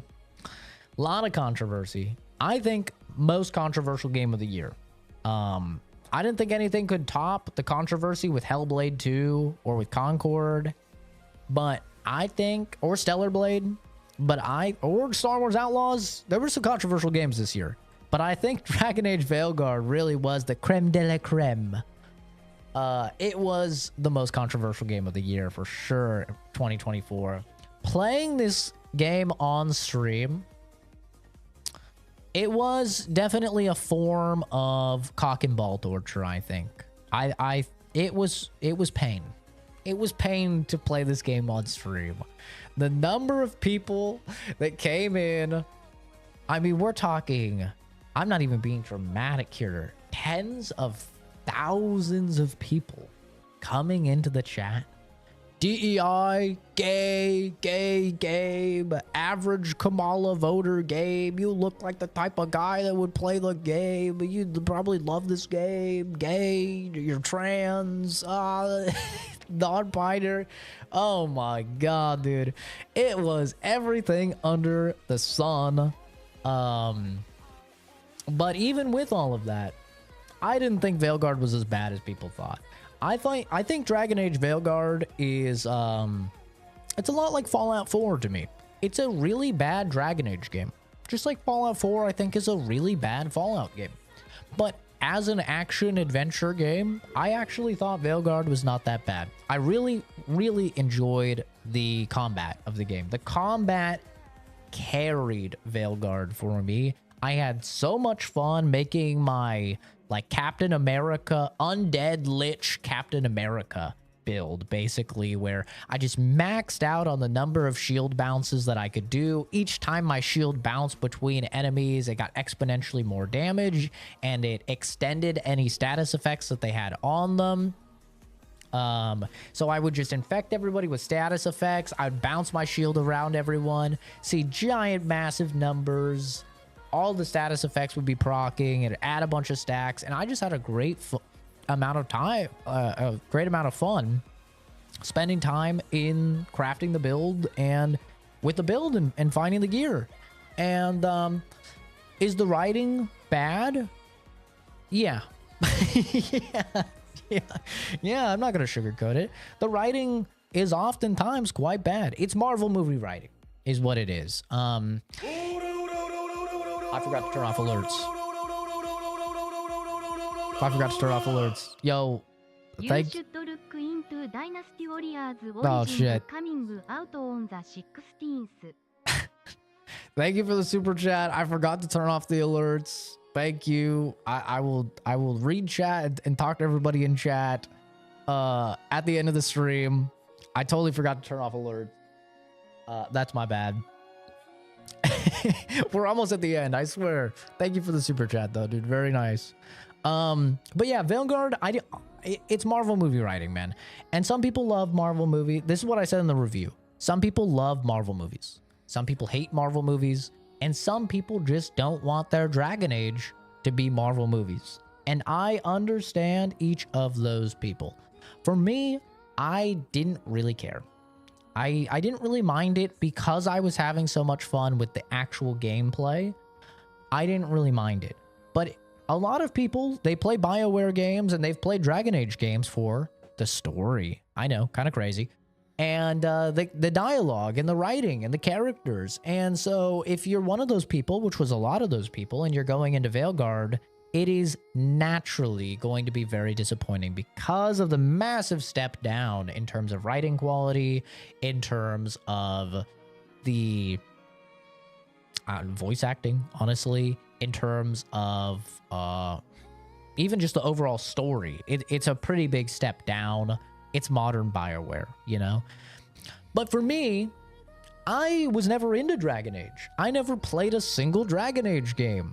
I played through 1 through 3 up to the release of Veilguard, and I had a good enough time with them, but I didn't have any nostalgia tied to them or anything like that. And I also had a feeling from everything that I saw of Veilguard that it wasn't going to be as good. And so I kind of approached Veilguard just like I did with Mass Effect Andromeda, where I went, yeah, it's probably not going to be very good, you know? And much like Mass Effect Andromeda, it wasn't very good, but the gameplay was very good. And so that was kind of my overall thoughts on Veilguard. I gave the game a 7 out of 10. I said it's actually good, and a lot of people did not like that. That was that video got a lot of hate. I think it's probably my most disliked video of all time. I think it's like a 20% like to dislike ratio. It's criminally disliked. Of course, let's be honest, almost none of those people actually watch the video. I can see the average view duration, and it's like 18 seconds or something, like criminally low. So like none of them watched the video, but obviously they saw the title and the thumbnail and they just clicked on it and disliked and left a hate comment. But that's fine, you know, to each their own. But yeah, I still stand by that. I think that the game for me was overall enjoyable, and it overall was a good game. I liked some of the characters. I really liked Lucanus. I liked Ballara. I really liked Davrin. I liked Asan. I liked Manfred. I liked Necromancer. Zesty Necromancer. I'm trying to remember his name. I'm very bad with names. It's actually a miracle I even remembered that many names. I don't remember his name. But the Necromancer guy, I liked a lot of the characters. I thought Solus was very, very good. Every time he was on the screen, I thought he was great. So yeah, I enjoyed enough of Dragon Age Veilguard, but boy, oh boy, that was an unpopular take. People hated Veilguard, but hey, like I always say, man, I'm just going to go into a game. I'm going to try and come in as unbiased as possible. I'm going to play a game, and I'm just going to give you guys my honest take. I'm not going to, you know, coattail or bend the knee to whatever the majority of people think. If the majority of people love Wukong, I'm still going to say I wasn't the biggest fan of Wukong. Same with Final Fantasy VII Rebirth, and now with Dragon Age Veilguard, but on the opposite end of the spectrum where I actually enjoyed it, despite a lot of people out there really hating it. You know, you either like that or you don't like that about me, but I'm always going to be honest with you guys. I don't really believe in, you know, lying to you guys or doing stuff to get extra views or something like that, because at the end of the day, this is just a fucking hobby for me, and I'm just here to tell you my personal impressions and enjoyment of a game. It's really that simple. So that's what I did with Veilguard. That's what I did with Final Fantasy VII Rebirth. That's what I did with you know, Flintlock. That's what I've done with all these games, and sometimes it gets me hate, but it is what it is. I'm not gonna ever bend the knee. So next game, talking about, man, what a complicated one. Stalker 2, Heart of Chernobyl. Oh man, dude, this is a hard one. This is such a hard one, because when Stalker 2 is good, man, it's just everything that I wanted out of a modern Stalker game. But man, is it bad so much more often than it's good. And I haven't played, you know, since I did the last stream, which was, you know, probably like a month and a half, maybe approaching 2 months ago. So it's been a little while. Don't get me wrong. I have no doubt that they're still patching the game and fixing the game, but holy fuck, this game was just a buggy mess on release, dude. Just a unacceptably buggy mess. And then the more info that came out about Stalker 2, the more and more it made it hard to be on these guys' side. I mean, it came out that they put the review embargo for the day of release, and they forbid any YouTubers or reviewers for talking about the game or the quality of the game or the performance of the game or the bugs in the game until the day of release, just so that they could, you know, have people not cancel their pre-orders. Ooh, that's a bad look. That's a really bad look, man. That's not good. Like, you compare that to what, like, a confident dev studio's doing. Like, for example, Kingdom Come Deliverance 2. That comes out on the 4th of February. They just sent out copies a month ahead of time for reviewers to play the game. And I guarantee you they're going to have the review embargo probably a week or 4 days ahead of time. You know what that means? It means Kingdom Come Deliverance 2 is probably going to be a fucking banger. It means they're very confident in the product, and they're fine with reviewers talking about it and playing it early. Stalker 2 is the exact opposite. They knew the state of the game. They knew the game was terribly buggy. They knew it was very unoptimized. They knew that they would have to patch the shit out of it. They knew that quests literally didn't work, and they didn't want reviewers to talk about it. Add on top of that, stuff like their...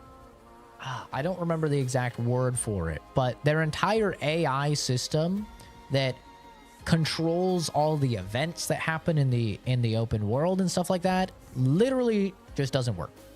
It still doesn't work. It was on their Steam page. It was one of their main selling points for the game, and they didn't have it. And they actually were forced to take it off of their Steam page because it's not in the game, and it is false advertising. So there's unfortunately some shitty stuff going around, you know, Stalker 2. But like I said, man, when the game is good, it is just fantastic. It is so much fun just exploring the zone and just getting the gear upgrades, just finding secrets and artifacts and exploring anomalies. Like, it is so good when it's good. And overall, I just think Stalker 2 is going to be a great time when it's done. And when modders have probably also done shit to it after they've added all the DLC, I think it's going to be most definitely be one of those games where you come back in probably a couple years. Like, I'll probably come back to the game in a year, maybe 1.5 to 2 years. Once the mods are out and once all the DLC is out, and I have no doubt I will absolutely love Stalker 2. But I gotta say, putting 85 hours in, really within like a couple weeks of the launch, I no-lifed this game when it came out. Just very, very disappointed in the in the quality of the release. It was just not ready. It was an early access game, and they sold it as a full price game. And if they were just honest and they said, hey, by the way, this is going to be an early access release, I would have been totally fine with it. I would have thought that was completely fine, but that's not what they did, right? They released it as a full price finished product, and it was anything but finished. So Next, we're coming up on the tail end of the year, coming into December. Marvel Rivals. Yeah, this is everything Concord wish it was. Absolutely fantastic character designs. Super hot. Like, let's be honest, everyone is so hot. Just even Moon Knight's making me pop a semi-chub, brother. Everyone is so hot in this game, and you can't even see a lick of skin on that guy, but Jesus, they just made everyone so goddamn hot. And now they got Invisible Woman coming out in like 40 minutes, actually. Invisible Woman's coming out, and she is just caked up, brother. Like, Jessica Alba has nothing on her. This is the new definitive fucking Wonder Woman. Not Wonder Woman, Invisible Woman. Holy God. And then they got this evil skin for Jesus Christ. But even gooning aside, all the gooner bait aside, even if all the characters were ugly and they had Concord designs, the actual gameplay here is just really fucking fun. It's really good. It does not have that Concord feel where I play a character and I go, oh yeah, this is McCree, you know, or this is Widowmaker. Okay, it does have like Black Widow is basically Widowmaker. But for the most part, like, all the characters actually feel like their own thing. And I think that's awesome, man. I think that they've done a great job of delivering, you know, these superhero characters into the game. They have a very interesting balance philosophy, which is nothing's balanced. And it turns out when everything's broken, nothing will be. It's some sort of like weird Incredibles alternate universe or something where if every character is just horseshit and broken and OP, then it's balanced in a weird way. And so instead of like really trying to like get the balance numbers right and like enforce a meta or something like that, don't get me wrong, some characters are definitely too strong, hella Hawkeye type of shit, and some characters are definitely too weak, like Widow. But for the most part, characters are just in a pretty good spot. The game is fun. The fully destructible environment is like, it's give and take. Sometimes it's really cool. Like, sometimes it's like, oh, this person's walking away. I attack this wall. It breaks a hole in the wall, and then I shoot a hole through. I shoot through the hole in the wall that I just created, and I hit him with the last hit, and I kill him, and it's super cool. And then other times it's like, oh, the entire building is falling on my fucking face, and I'm just in the rubble, just you know, trying to crawl my way out. So it's kind of, you know, it's hit or miss. But the team-ups are very, very cool. I think it's probably one of the coolest things in Marvel Rivals is that you have those team-ups, and it can make some characters that are kind of ass or not that good really, really good. I think Iron Man is probably the best example of that, where it's like, Iron Man normally, I wouldn't say he's ass, but he's definitely not that good. And then you throw a goddamn Hulk on the team, you get that gamma radiation, and you get the green beam, dude. Holy hell, the green beam. I've been having nightmares about that fucking thing following me down the hallway as I'm running away. No, please, Iron Man, please. Oh, dude, the green beam is 240 DPS of just pure terror, right? And that's kind of the cool thing about the team-ups, is that you can have these characters that really aren't that good on their own, or maybe they're just like okay on their own, but then you pair them up with someone that's like, wait a sec, this is kind of stinky. And I really like that. I think it's super cool. Of course, now my philosophy with all of these like competitive games is that I don't really give a fuck about my rank or where I stand amongst the people. You know, I used to be a very hyper competitive person, grinding in all the competitive games to get rank 1, but now that I'm an old withered man, I don't really give a shit anymore. I just play these games for fun. So I'm having a great time. I don't know what the turbo dweebs that are super hyper competitive and they're going for, I'm going for one above all. I'm gonna be the rank 1 Wolverine or whatever.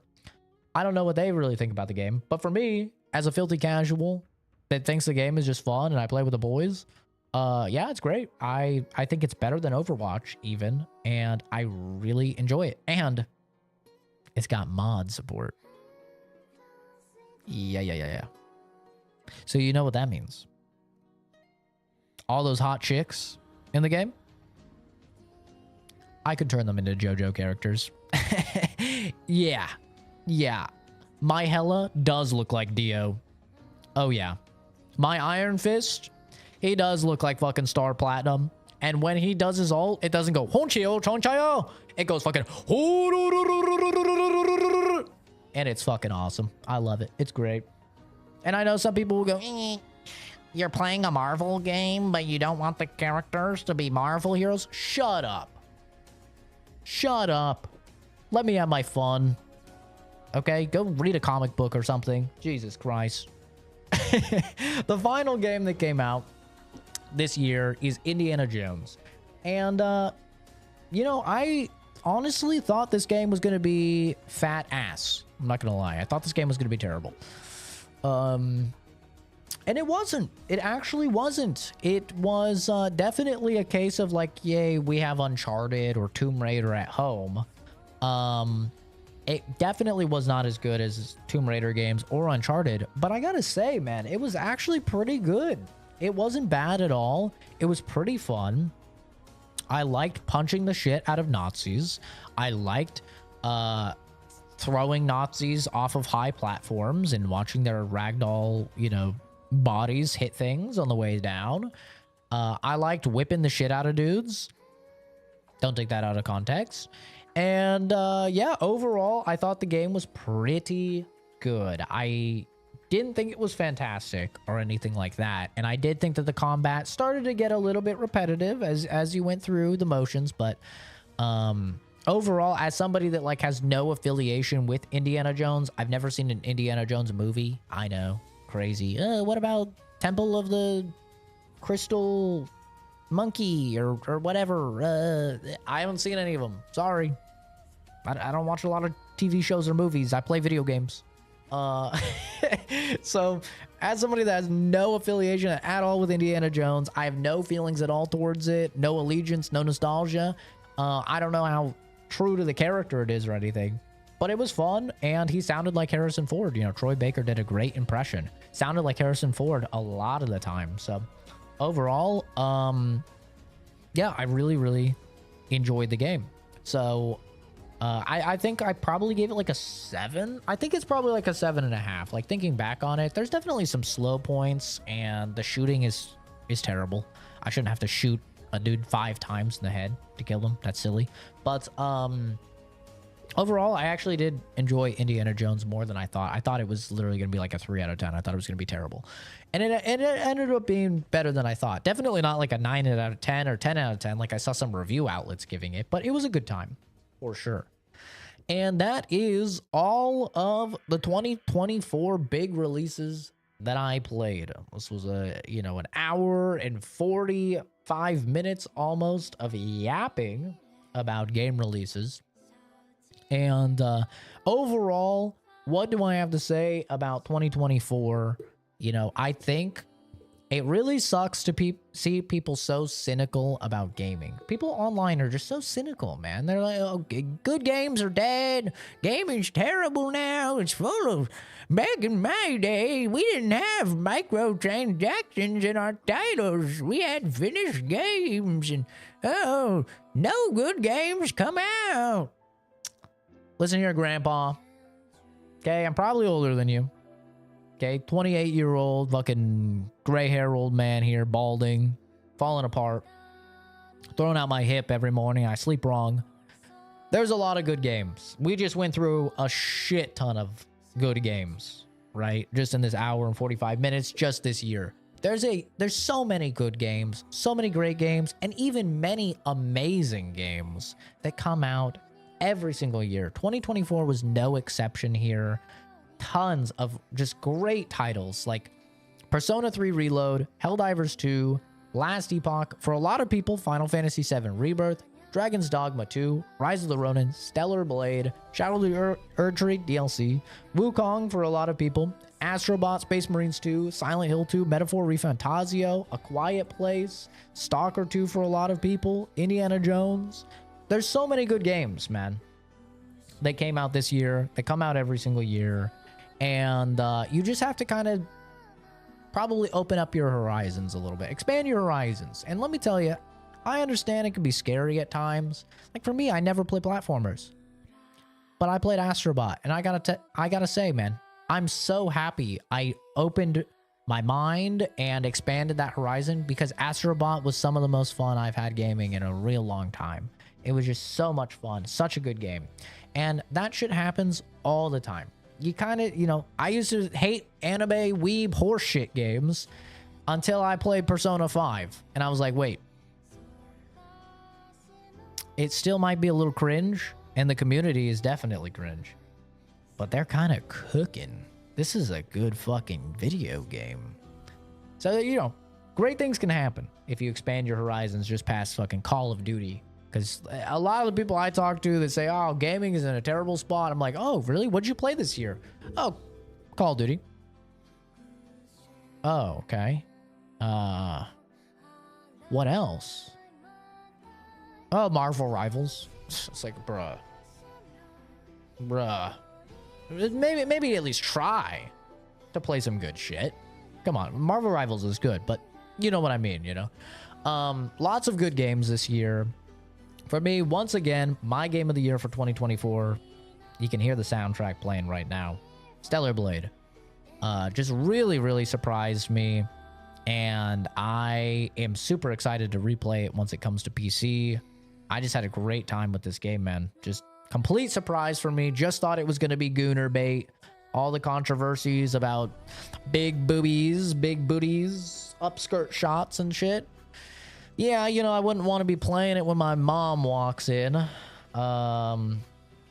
That's fair. That's valid. But damn, me and my dad will be playing it together. You know what I'm saying? He'd be like, hell yeah, brother. This is a fucking video game. This is what the women should look like in the games these days. Hell yeah. So, you know, it's great. It was really, really fun. I enjoyed it a lot. But yeah, that's going to do it for the podcast. For the video version, I'm going to end it off here. For the people in the stream, I'm going to go ahead and take a look at the chat finally and see what people are thinking about the games of the year and everything. But thanks for watching the video version. Have a fantastic rest of your day, and I'll see you guys in the next video or stream rating. Bye-bye. All right, gamers. How are we doing? Major Gillis, thank you, by the way, for the super chat. I totally forgot to turn that off. Looking at Dynasty Warriors Origins coming out on the 16th. Maybe I'll take a look. Maybe I'll take a look. I haven't played a Dynasty Warriors game since PS2, dude. It's been a very long time.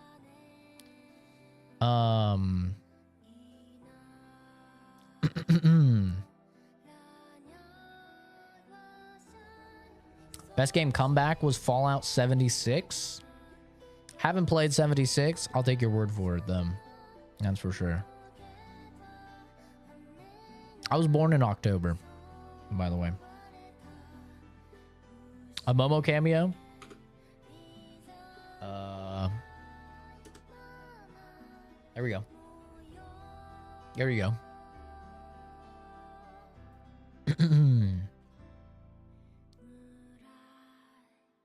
There you go. This is the new Momo montage.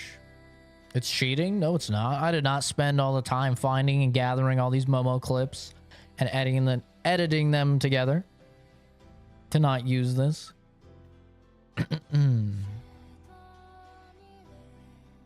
No Dustborn. I did not play Dustborn.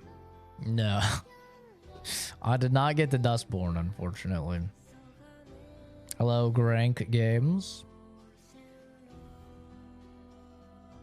How is it good for you? Who cares if people raged at you for not liking a game? They'd be the same as those woke ass hats who vetoed people for Hogwarts. True. Very true.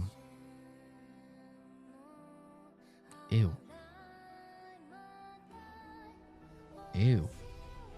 This would be a premiere for a game of the year podcast recorded live and coming a separate video later. Full concentration on the subject. Yes. Yes. That is what it was. Yes.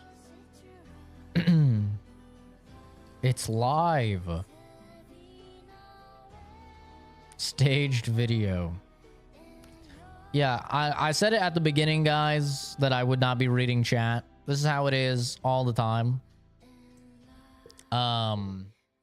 This is how it always is for the CZProductions podcast, just because, I mean, podcasts, they don't read comments, you know. But yeah, this will be a full video on the channel going over everything. I might edit in gameplay. I don't know if I will. That's a lot of extra work for probably not a lot of views. Honestly. Let me see if I missed anything big. A lot of it is Farley going wacky mode. We fixed racism by collecting it and putting it into Fantasio. True. True. Sunday, the 29th. On Sunday, 29, a year closer to midlife crisis. Ooh, you're older than me. Yeah, mine's not until October.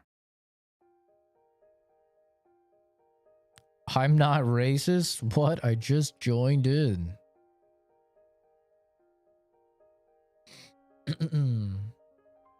Have I played The Last of Us? I have, yes. Yes, indeed I have. Did I play Manor Lords? I did not play Manor Lords, no. Who do I join in Fallout 4? The Brotherhood of Steel? Yes. Brotherhood. Yes. Legislation to abolish the ATF has been filed. Do I trust this news from, do I trust this news from the source of Jay?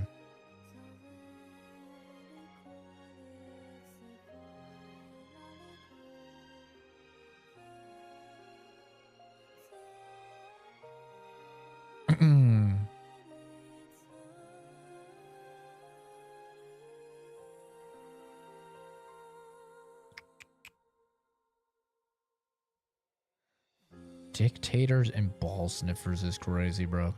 Doesn't seem like I really missed anything.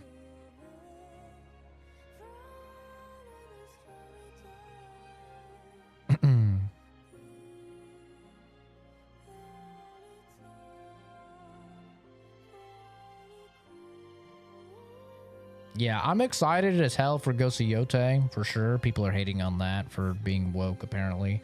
Assassin's Creed Shadows, I'm interested in. Just because of the setting, but also if it's bad, I win in that case as well. So, you know.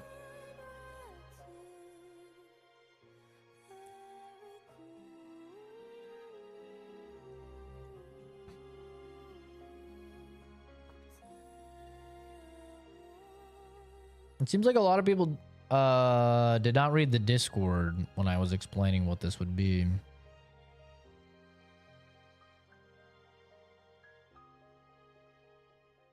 You got a lot of virgins that see a female in a woke game and are like, woke. True.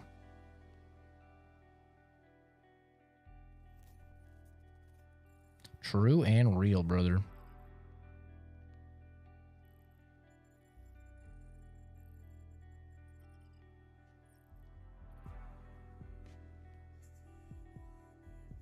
When will there be a CZProductions Raging at Video Games compilation? Probably never, unless some fan records it, because I hate editing, so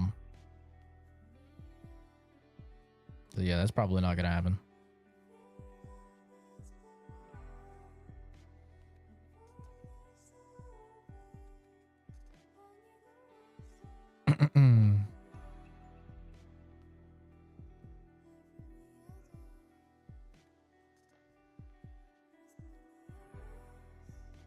Skill-based matchmaking should be an option. Yeah, that's fair.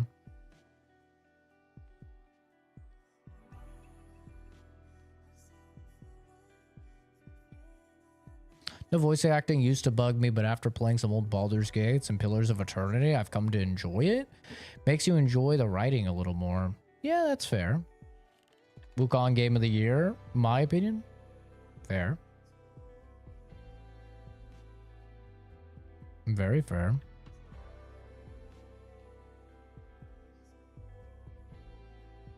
Everything else is just, I think Farley being wacky.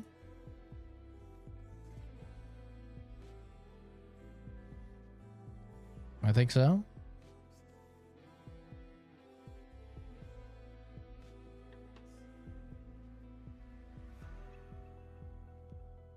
I think we're good to go, right?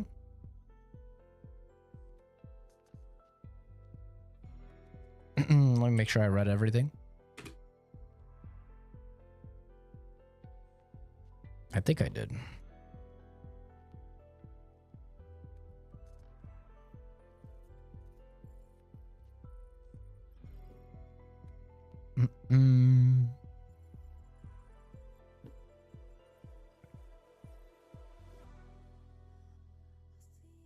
First time podcast, give me a break. I mean, I put it in the Discord though, and you're in the Discord.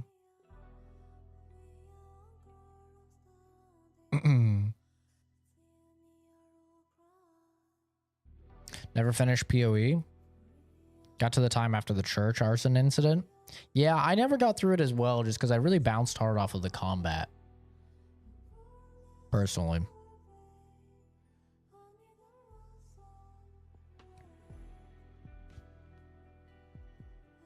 How do you abolish adenosine triphosphate by the legislation? Isn't it the basis of all muscle motion?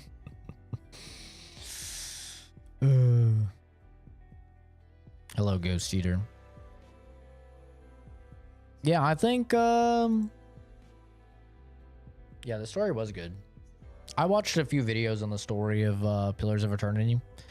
Made me very excited for Avowed because the story seems really interesting.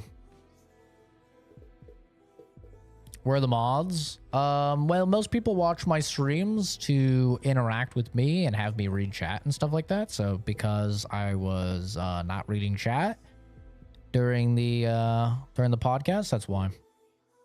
I would imagine that would be my my best guess.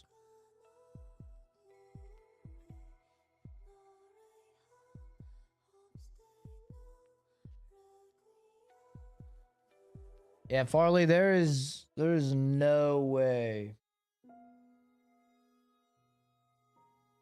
There's no way that I could send you that footage, man. It's like 6 hours of gameplay. It's 6 hours. I mean, that would be there's like literally no way for me to send that type of file. You just had to be in the streams, man. That's why I pinged you about it. That's why I pinged you about it on the Discord that I was going to be starting your game, man. There's no way that I could get 6 hours of footage to you. Just not possible.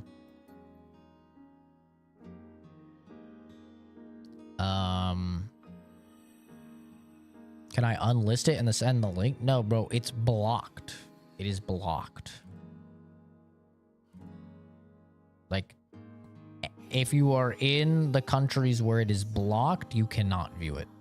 It is blocked by the copyright claims.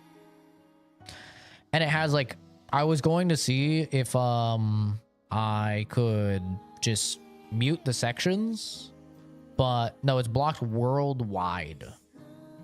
It is blocked worldwide. There's no there's no VPNing to fucking the moon or something. The only way, yeah, no, there's, it's on Twitch. It should be on Twitch. It's not blocked on Twitch. You could watch it on Twitch before it gets deleted over there. Country worldwide. Yeah, most when you get a copyright strike, most of them will like list the countries, the specific countries. And it'll usually just be like all of EU or all of NA or whatever. But with that, when you drive, it plays songs in the car.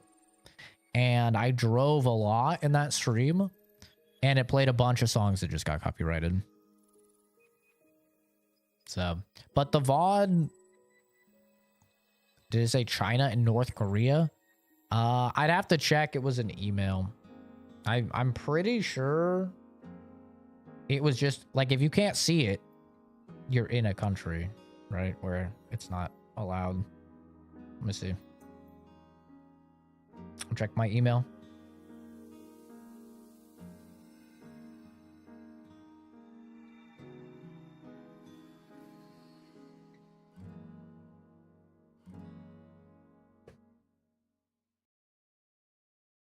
Let me search.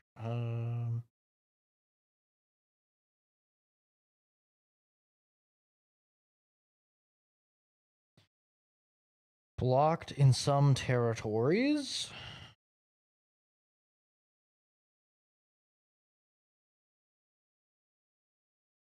It has been blocked in multiple territories. View all territories.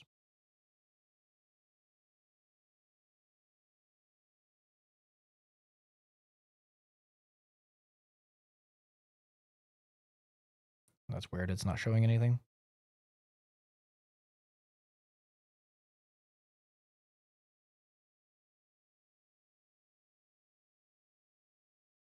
Oh, here we go. Partially blocked. So it has 1, 2, 3, 4, 5, 6, 7 copyrights on it.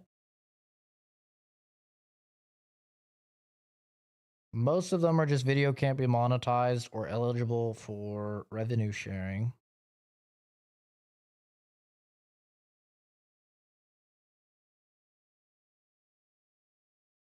This one just says impact on video blocked worldwide.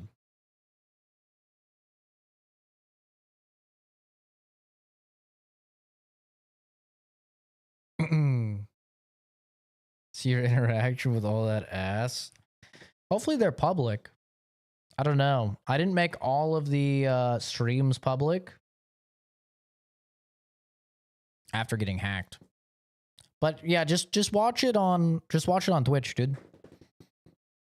Just watch it on Twitch. That should be totally fine. I can check right now and see. Twitch.tv/CZProductions channel. CZProductions. Oh. I just realized. Oh no. Oh wait, no, we're fine. We're fine. We're fine. Oh my god. I didn't have the face cam.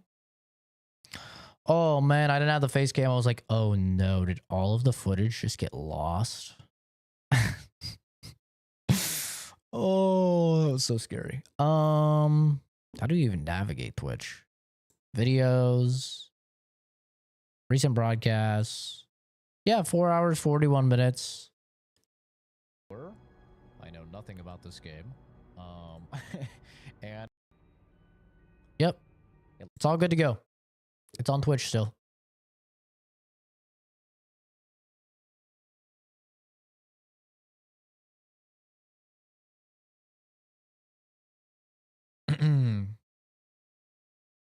Who even watches on Twitch? They smell. I mean, on Twitch you get the full screen, which is nice. The full 16:9 horizontal aspect ratio. And you don't have to worry about like chat not being interactive with chat or whatever, just because you're watching a VOD. So, but that is the CZProductions podcast. That is it. You like chatting? Well, brother, if I sent you the footage, you wouldn't be able to chat anyway. It's a VOD. If you like chatting, be there for the live stream. I don't know. I don't know what to tell you. Everybody else has been in the streams when they everybody else has been in the streams for their game. You're the only one. I don't know what to tell you, man. I mean, if you can't be in the stream, then you have to watch the VOD. That's just how it works.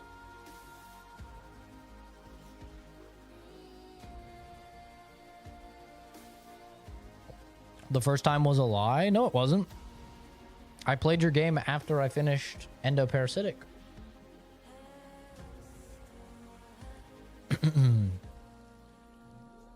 Yeah, it wasn't a lie at all.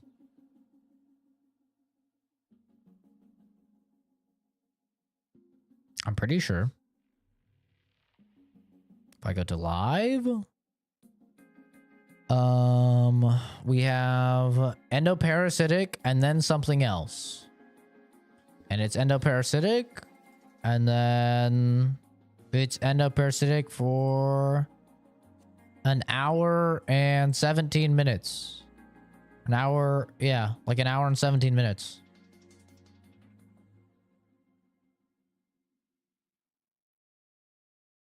See, I could show you right now. See? This is a stream playing what you request, endoparasitic, and then something else. This is Dead Rising. An hour and 18 in.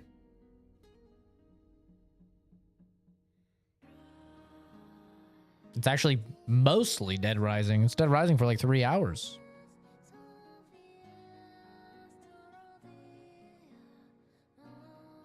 I just closed chat. I think I did. God damn it. Up.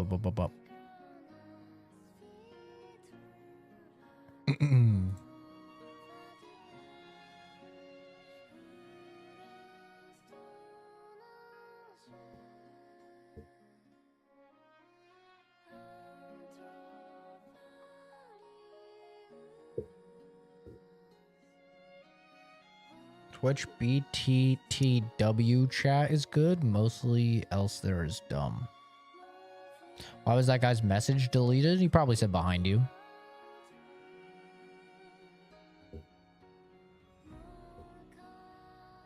Yeah, if you say behind you, the Nightbot will fucking take you out back and shoot you in the back of the head.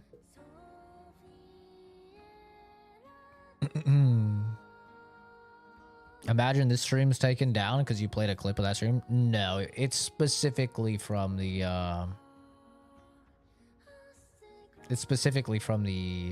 audio. It's an audio specific thing. You're still here? Yeah, the first ban is only 5 seconds long. That's why you're still here. If you say it again, then it's 10 minutes. That's why.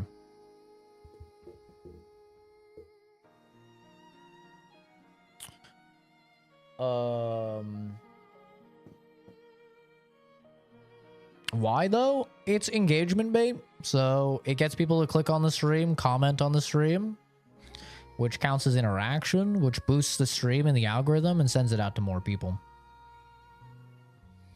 Yeah, it's a pretty common tactic on YouTube Shorts.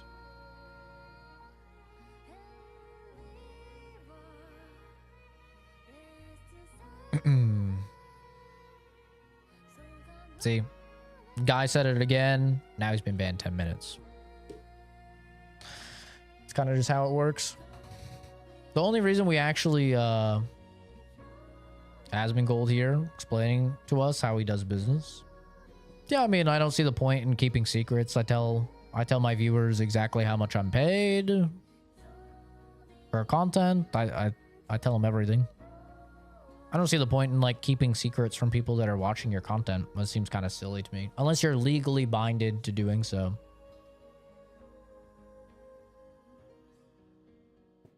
How much are you paid? I'm paid $1.20 per 1,000 views. And then, you know, super chats and stuff like that, which is all random. That's just for this, for my hobby. For my actual job, I work as a chemist. I'm paid $65K. Salary, and then I have a end of year bonus, which I just got, which was $30K. So make pretty good money with my normal job. This is just a hobby. But in terms of like including super chats and stuff, you can check the YouTube Studio and see. YouTube Studio. So far this month, I mean, we're only like 9 days into the month. I've made $205.79.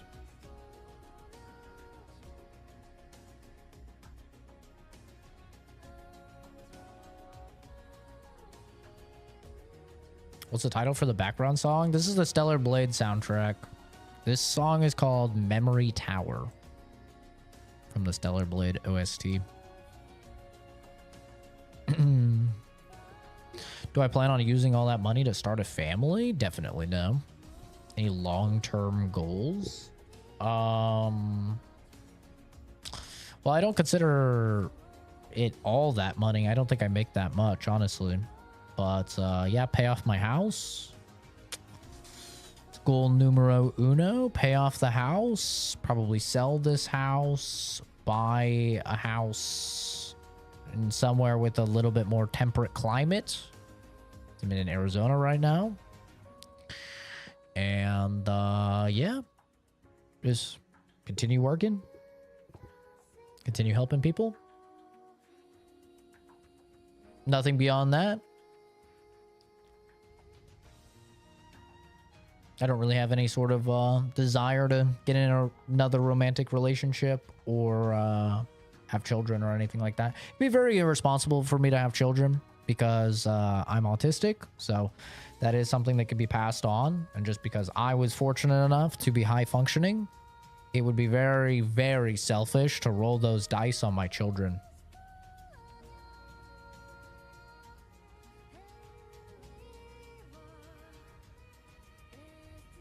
Rolling those dice is just super selfish because they could easily get a bad roll. They could be low functioning. And yeah, I wouldn't wish that upon anybody. Momo, will you stop? Stop it. Do you feel as if what you've done so far has impacted enough people in a positive way? I think so. I've saved a lot of lives through my work, yeah. I worked for 2 years as a medical laboratory scientist for Quest Diagnostics, where my lab work helped find a lot of biological markers that assisted people in finding out that they were either vulnerable or had life-threatening illnesses. And now I work for an outreach program that assists veterinary clinics and shelters across the United States with their lab work for people's pets. So I assist in doing essentially the same thing, but for people's pets. So yeah, I think I've done pretty good. I mean, I'm still young, still planning on, you know, doing a lot more with my degree and with my job, but yeah. I'm pretty proud of what I've done so far. For how young I am, at least. Do I think it's selfish for anyone to have autism? With autism? Yeah, I do. Yeah. I think it's selfish for people that know that they have for people that know that they have any sort of disorder.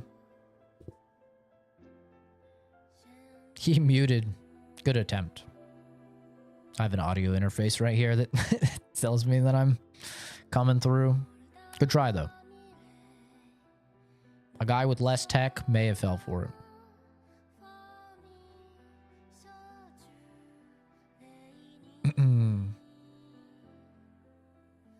But yeah, anybody that has like any sort of... It's a video, yep. You got me.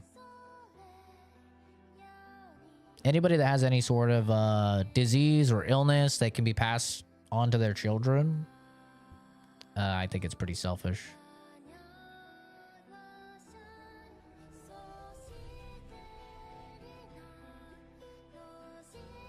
Hi, Nex. How's it going, dude? About MS? All of it, man. All of it. I mean, ultimately, it's your life. So, you know, do what you want. But for me, I wouldn't... Any sort of disease, though, that can be passed on. I don't quite understand the selfishness of making a life. Sorry. It's to each their own. I mean, it's your life. It's your body. Do whatever you want. For me, I wouldn't wish autism on anyone. Even being high functioning, it's caused so many rifts due to my inability to express myself socially and romantically and emotionally, that I wouldn't wish that on anybody. And I'm high functioning. You can get a way worse roll of the dice. Way worse. I'm working on a degree right now in psychology, and I'm trying to specialize in abnormal psychology, which deals specifically with individuals with mental illnesses and with, you know, disabilities. And yeah, I've worked with many people that have it significantly worse than me. I wouldn't wish that on anybody.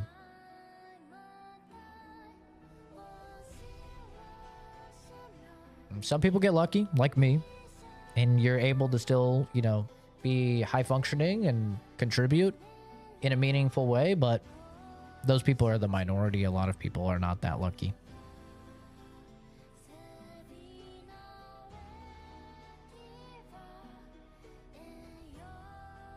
So, I mean, like I said, though, it's your body, it's your choice. For me, I also just have no interest in having children. I never at all have had an interest in children. I don't like children. I find children to be annoying. Yeah.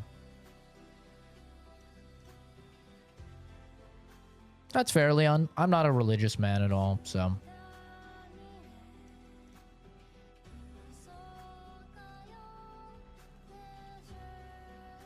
I don't really share the same sentiments, but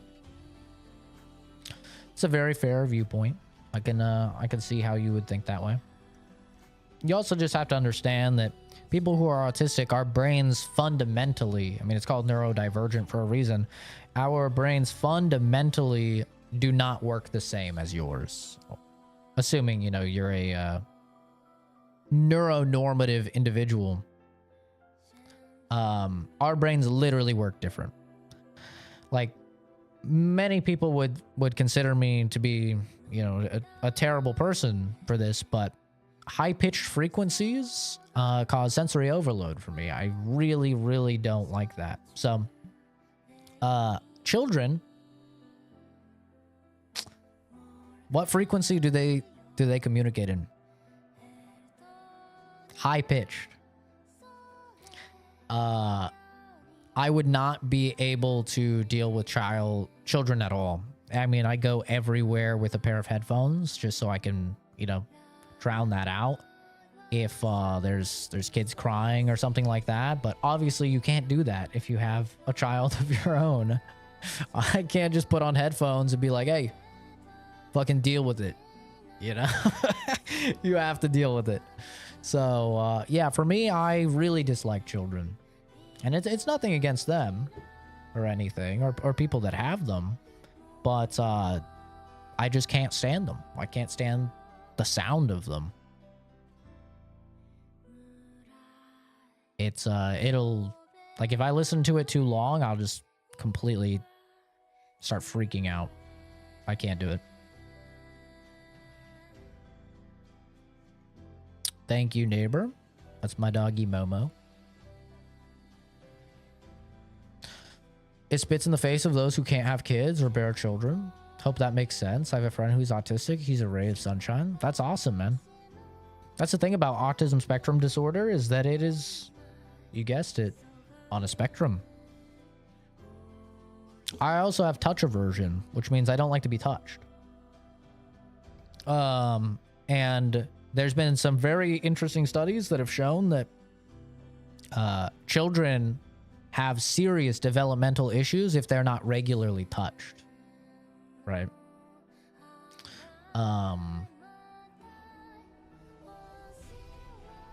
Society adapts because life is beautiful. This isn't a topic about if you like children. You mentioned how you think it's selfish, and I have to disagree. Sorry. Oh, don't ever be sorry for disagreeing. That's totally fine. You can have all your own opinions.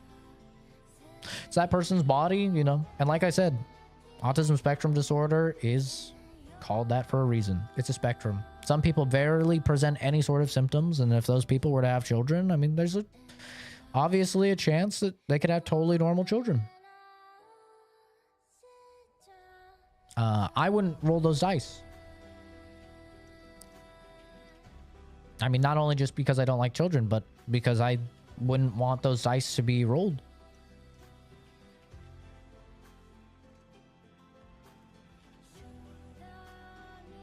Sitting there, noise canceling headphones and sunglasses. Kid will probably imagine he's Duke Nukem or something. Yeah. Yeah, I go everywhere with headphones. Just because if something happens, then I just put on headphones. And crank it. And you can't do that if you have a child, right? I mean, I guess you could. I wouldn't recommend it.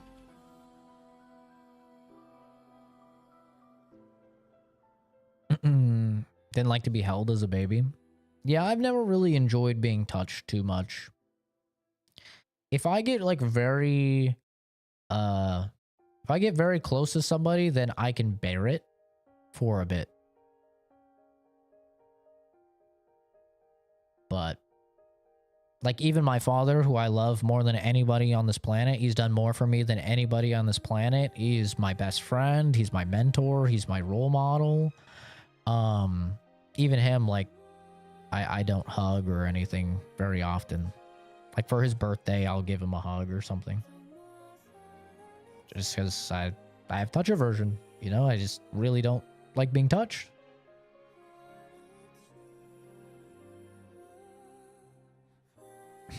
This chat's kind of deep. What kind of music do I like? Synthwave, primarily.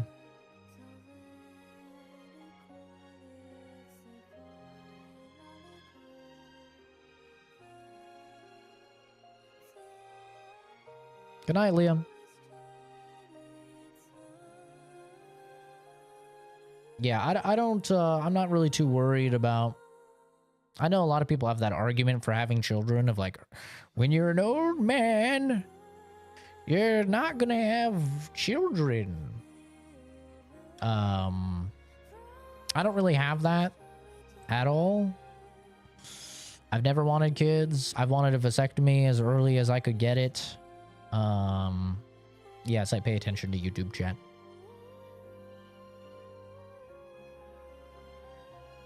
I've never wanted children.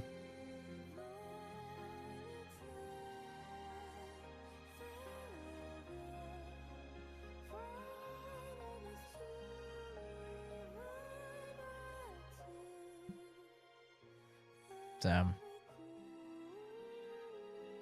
In my opinion, personally, I think you should live a life that you're satisfied with without needing another human being in order to get that satisfaction. I don't really believe in the ideology of you need to have a child or you need to get married or whatever in order to be satisfied with your life. I'm satisfied with my life completely fine because I save lives. It's very fulfilling for me.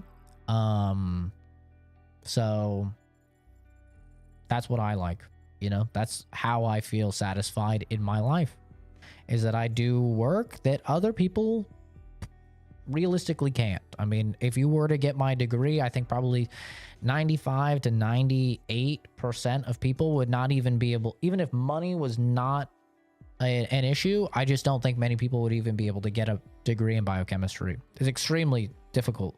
The classes that you have to take and everything, it's very, very hard. All of the things that you have to learn, I just don't think most people could even do it. So I'm lucky, you know, I'm gifted naturally with a love for science. So yeah, that's where I find my satisfaction. What do I do as a biochemist? Right now, I help shelters and veterinary places across the US with their lab work. Jesus Christ. Remortality. Thank you for subscribing, dude. But previously, you know, I've worked in forensic science where I assisted on typically homicides. After that, I worked as a medical laboratory technician and medical laboratory scientist for Quest Diagnostics. So I essentially did the same thing. I helped doctors and hospitals with their lab work for people.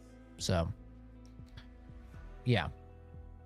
I've ran the gambit, and I'm sure I'll, you know, I'm only 28. I'll work plenty more positions, but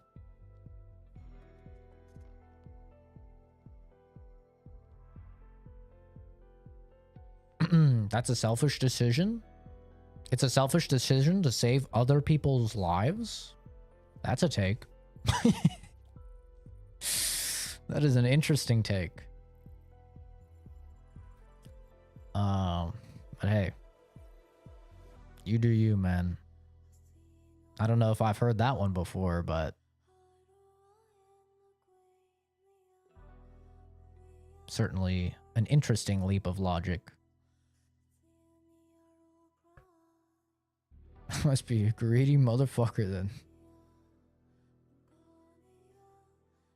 People with autism have a faster brain processing. If we have a slight understanding, and with that slight understanding, we can get more knowledge we can think of off of the top of our head. Some people, for sure. Some people. The thing with autism is that it's just very widely not understood still. I mean, just recently we abolished Asperger's, right? For a long time, we used to have a completely separate disorder that we were diagnosing people with Asperger's. Asperger's doesn't exist anymore.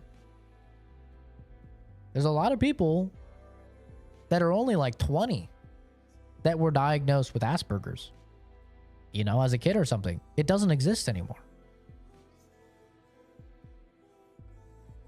It's now just considered high functioning autism, you know, and as our understanding of autism spectrum disorder develops, I have no doubt that we'll see this across the board. Like, I have no doubt ADHD will probably be lumped into autism. There's a bunch of stuff. Have I mogged anybody today?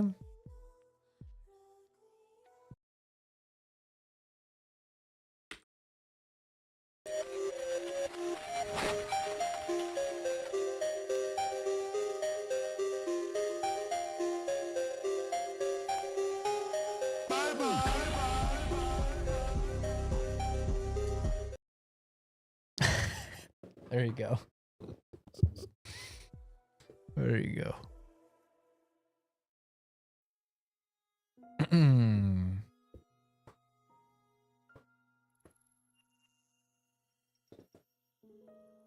Preventing life from being created and using I save lives doesn't matter, brother. Everyone is selfish. As in selfish to not want kids to say your body, your decision. Although true, also selfish. Preventing life from being created and using I save lives doesn't matter. Brother, everyone is selfish. I think we're doing just fine in having kids, right? I mean, we don't have a population issue. In fact, we have an overpopulation issue in a lot of countries. China and India especially, contributing seriously world-ending levels of pollution.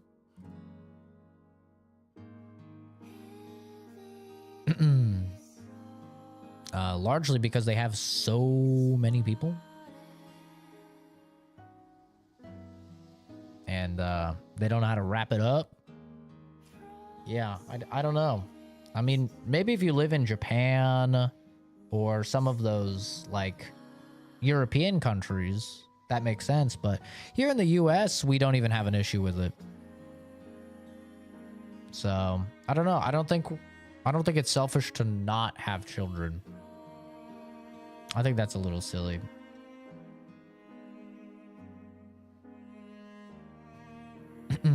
Especially if you would be a bad parent. I think it would make you significantly worse and more selfish. Like, I would be a bad parent. I wouldn't want to spend time with my child. I wouldn't want to touch my child.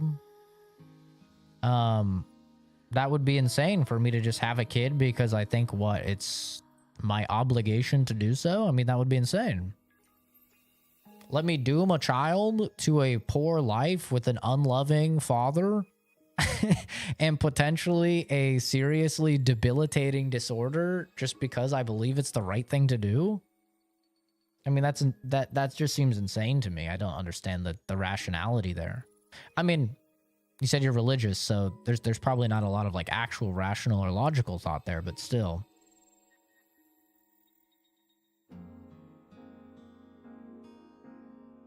There's nothing wrong with that, by the way. There's nothing wrong with, you know, not being rational and logical. I mean, that is literally what religion is it's believing, right? It's throwing aside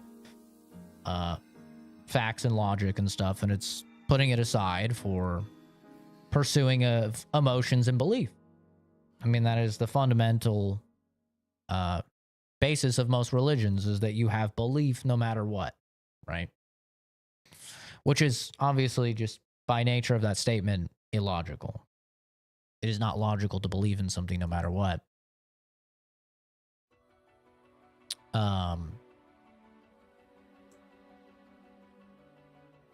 The dog's name is Momo, Baked Noob.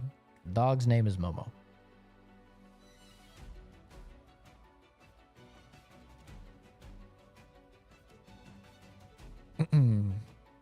What if my child is remarkable? When you compare your child to billions of others, what happens when you die? Where does your wealth go? Who cares? I'll be dead.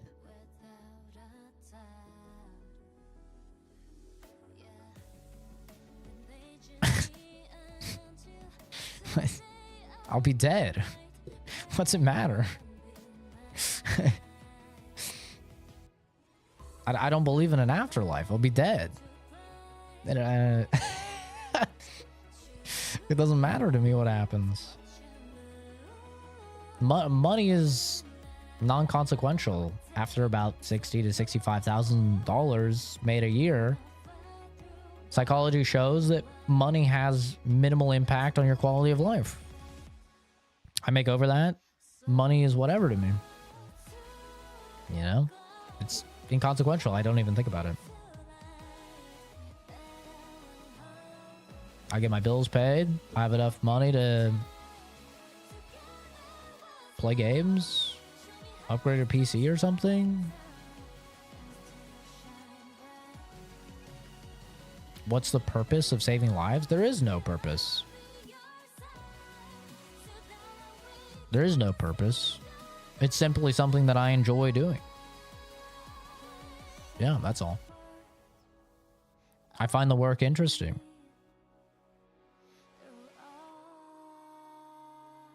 Yeah. I'm good at it. And it pays well.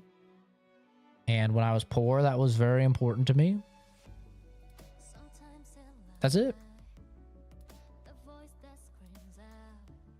You know, luckily now, like before I was homeless, and on income restricted housing and food stamps, and money was very important to me. But now for a few years, probably for 5, no, maybe a little less, like 4 years, I've done well financially.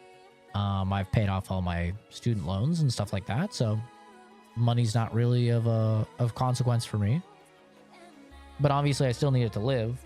You know, I can't just stop making money. So, yeah. Not getting my point. People are naturally selfish. Your response is that to that furthers my point. I hope you get it too. Even I am selfish. I mean, I guess it just depends on what you view as selfish. To me, it's not selfish to care about family, for example. I don't think it's selfish if you don't care about somebody all the way across the world. I don't think that's selfish. And I don't think it's selfish if your work is directly impacting other people's lives and bettering other people's lives. Even if your reasons for doing it could be selfish. Because most people are doing it to make money.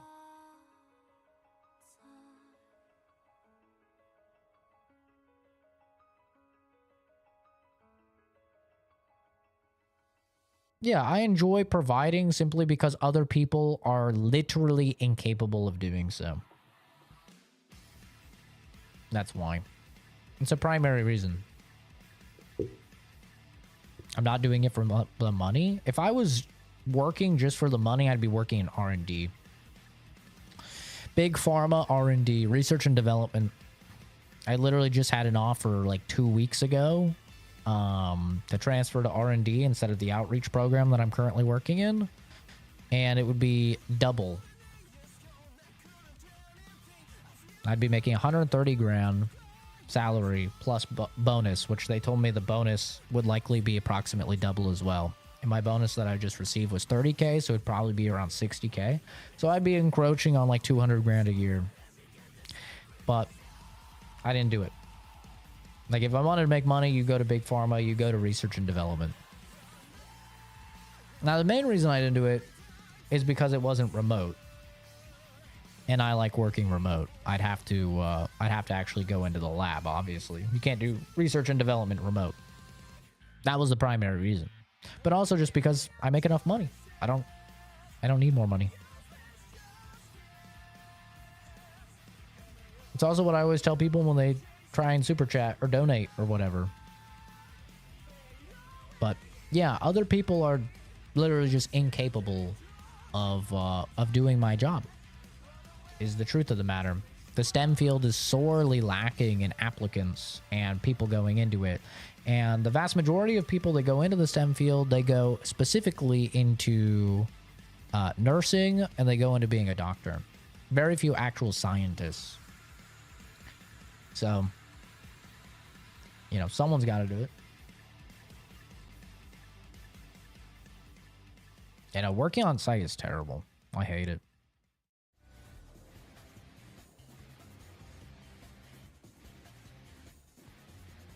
Shut up and take my money meme comes to mind at that remark. Adding yippee bug emote. We don't have members, man. We gotta have more members. The decrease in actual professionals. Yeah, it's unfortunate. It sucks. I mean, I don't blame them, because it's like you could make way more money going into the medical field. It makes sense. You get better benefits as well. It makes sense. Momo, what are you doing, man? What are you doing? Go lay down.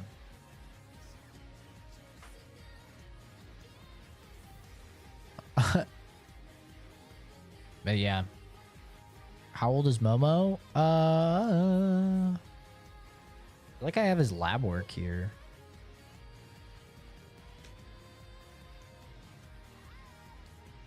One second. I had to supply his birth date for the shelter. So I think I have the email. He was born August 19th, 2020. So he's a little over 4.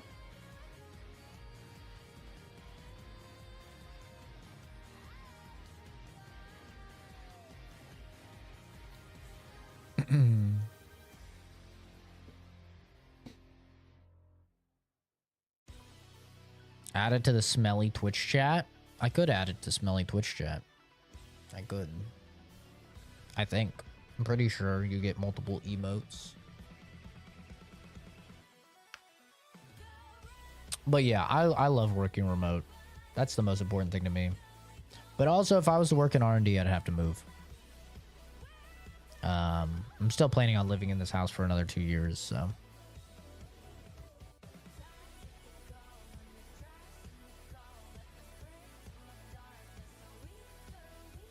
Light shift using a box cutter, remove excess plastic off of pin molds. That's interesting. Where am I located? I'm in Arizona.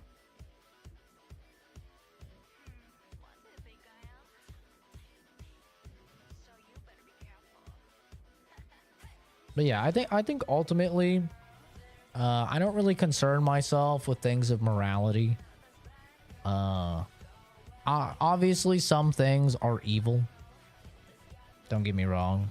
Murder, rape, molestation, sexual assault, all that stuff. Yeah, obviously that's evil, but just in general, like living your life, I don't really see a good and a bad. I think people are just trying to make ends meet. People are just trying to make it through life, and they just want to be comfortable. So I don't know. I don't really, like, when I do something, I don't think about like what is the good thing to do, or what is like the evil thing to do. I don't know. I just do what I would do. I don't really concern myself with that. I'm sure I've done all sorts of things that a lot of people would consider evil, and I've done things where people consider it to be good. I don't know. It doesn't really cross my mind if there's good in me. I think most people are good. I think it's pretty rare for somebody to like actually be like an evil bad person. I think most people are good, and yeah, they're just trying to survive. They're trying to make ends meet. Sometimes they have to do things that maybe legally or morally are ambiguous at best in order to do that. I don't think that makes them bad people. But I've never really concerned myself with like, what would a good person do?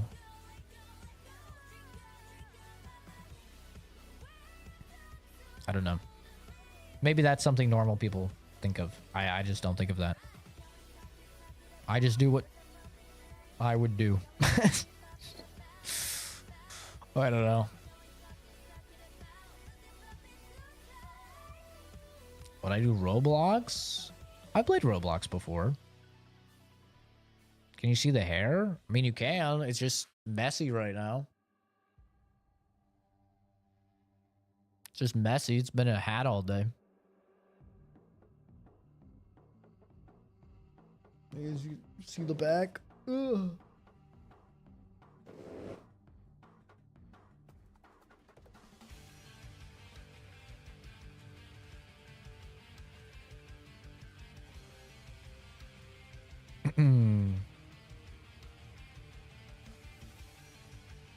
Yeah, I feel you on the understaffed part, brother. I feel you on that. Agnostic and rational goal is to make yourself happy and curate what makes you happy so it would be healthy for you and those near to you. I mean, that's my ultimate goal. My ultimate goal is for me to be happy, for my loved ones to be happy, and for all of us to be content. That's it. I don't have any grander schemes. I've never really believed that I need to like get married and have children or whatever. All I've cared about is like, okay, am I happy? And if I'm happy, I'm probably doing something right.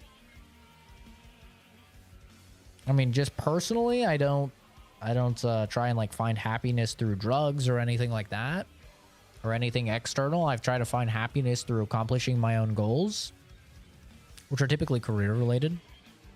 Sometimes they're channel related, but most of the time it's career related.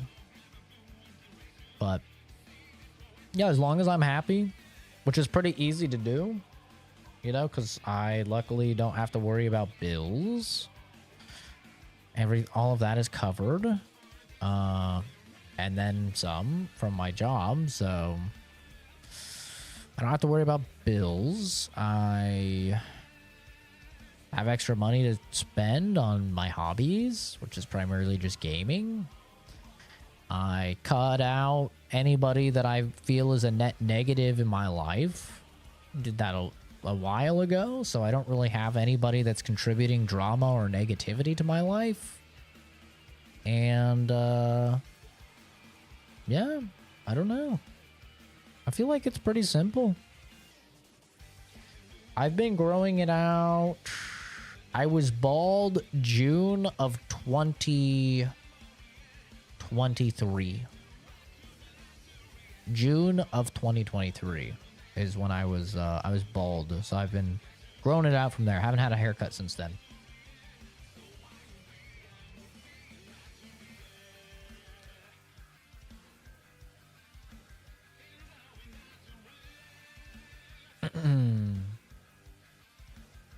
Not scamming people? Yeah. Yeah, I feel you. I worked as a telemarketer. That was one of the temp jobs that I worked. I was a telemarketer, and I worked it for 2 days. And then I quit. I found a new position. Does wearing a hat all the time in your head hurt sometimes? I have a beanie glued to my head. Beanies do, because beanies will push on my ears. I have beanies. I got a beanie right here. I always got a beanie around, you know? But the thing about a beanie is that it pushes hard on my, well, especially if I wear headphones, but it pushes my ear down into my glasses. So that can definitely cause some headaches. And it's much worse with like bigger beanies. Like a beanie like this is definitely like much worse.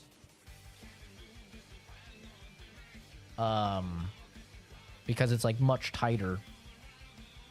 So most of the time, yeah, no, I just rock the I just rock a hat. Unless I'm going outside or something.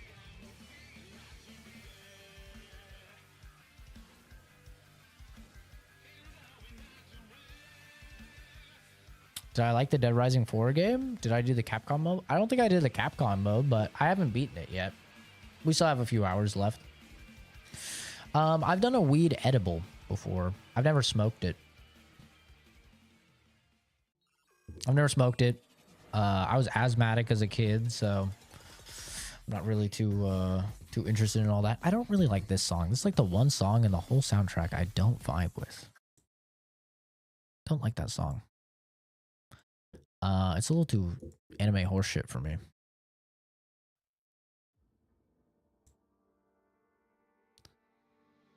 But yeah, I've done edibles before, and I did not really vibe with it.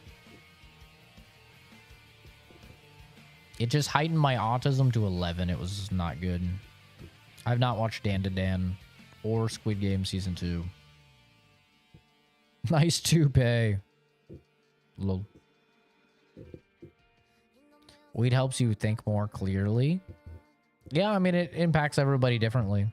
That's the interesting thing about weed is for some people it's a stimulant, for some people it's a depressant, which is very, very interesting from a, you know, biochemical level, but I won't nerd out about that. Bald Zach emote? I've been bald, or at least like a 1 or a 2 buzz cut, way, way more of my life than had hair, that's for sure. I love being bald, man. What I don't love about being bald is all the comments and the jokes about being bald. That's the shit that gets annoying. It's like, okay. All right. It's kind of funny because you lose either way, especially like as a streamer. You lose either way. Like, if I, like, now I have like long hair, right? I have people all the time that are like, you look like a chick, you know? And it's like, yeah, okay, whatever. When I was bald, a bunch of people just saying, oh my God, bald, cue ball, egghead, you know, whatever. And then you grow it out a little bit.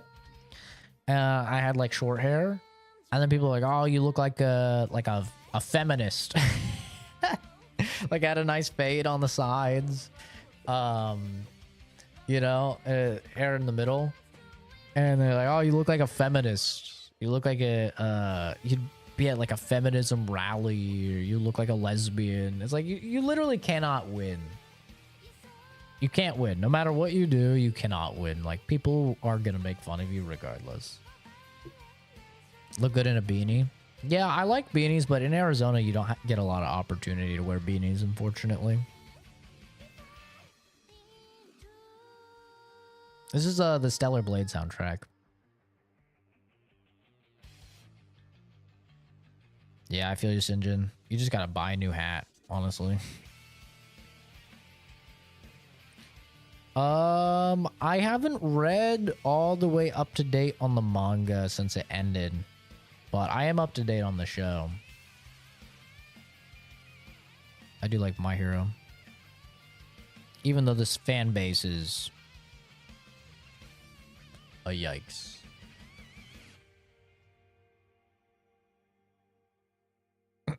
Blind them with your built-in headlamp. Oh yeah, when you're as white as me, after a fresh shave, holy hell, dude. That thing is a weapon of mass destruction. The sun hits it wrong. Especially that Arizona sun. Holy hell. Could burn down your house just by tilting 94 degrees.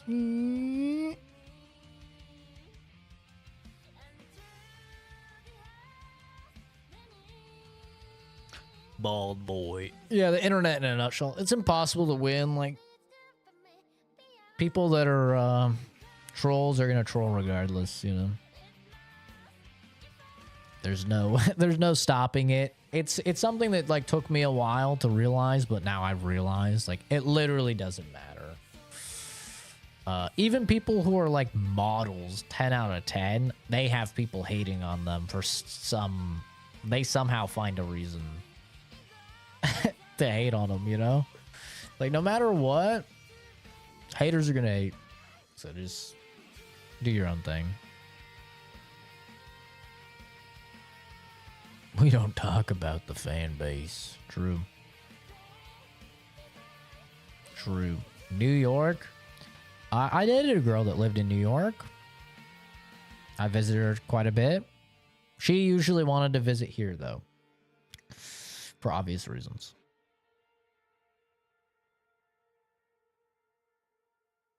But I didn't like it. I thought it was a very gross city. Very dirty. Rats the size of cats. And people were not very nice. So Celsius or the wrong Fahrenheit. Well, Kenzie's obviously using Fahrenheit.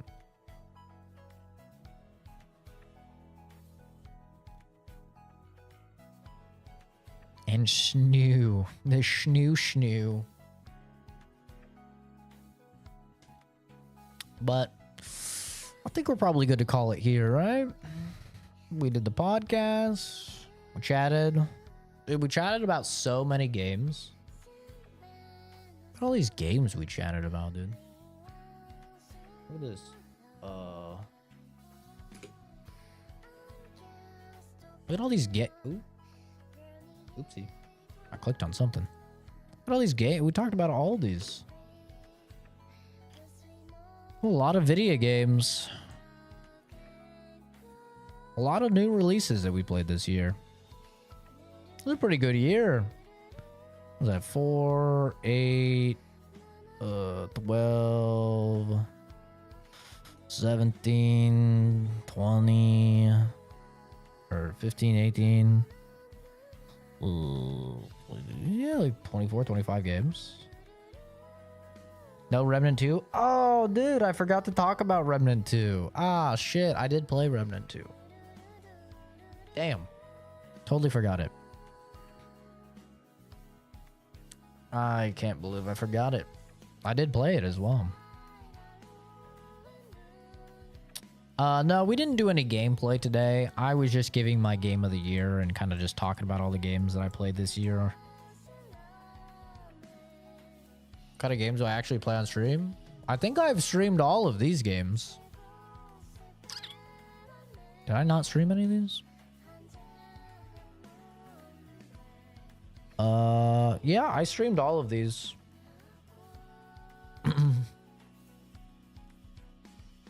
I basically just play all new releases.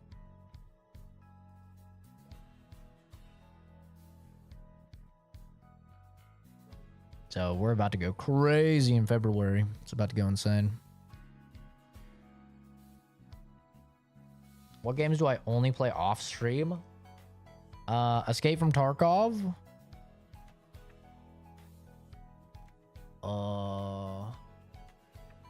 PoE 2. I've been playing off stream. Diablo 4 is the go-to off stream game for me. And Metaphor. Fantasio I've been playing off stream. Every now and then I'll play some Marvel Rivals off stream with the boys. But other than that, if I game, I'm usually streaming. Usually.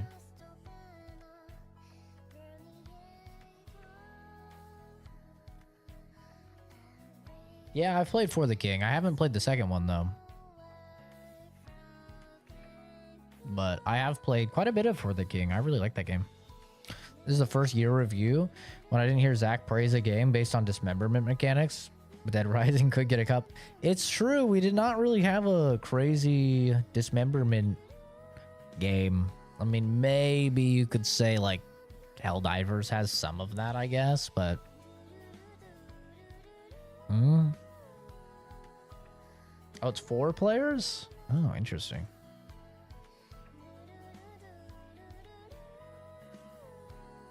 Did I accept your Steam friend request? I don't know. I'll have to check. How far are you now, Kenzie? Are you guys past me on Sopranos?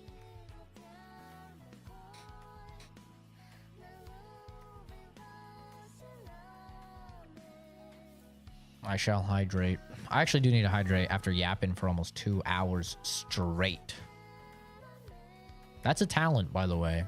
Not many people can do that. Not many people can just off the cuff 2 hours of yapping on their own like a little psycho.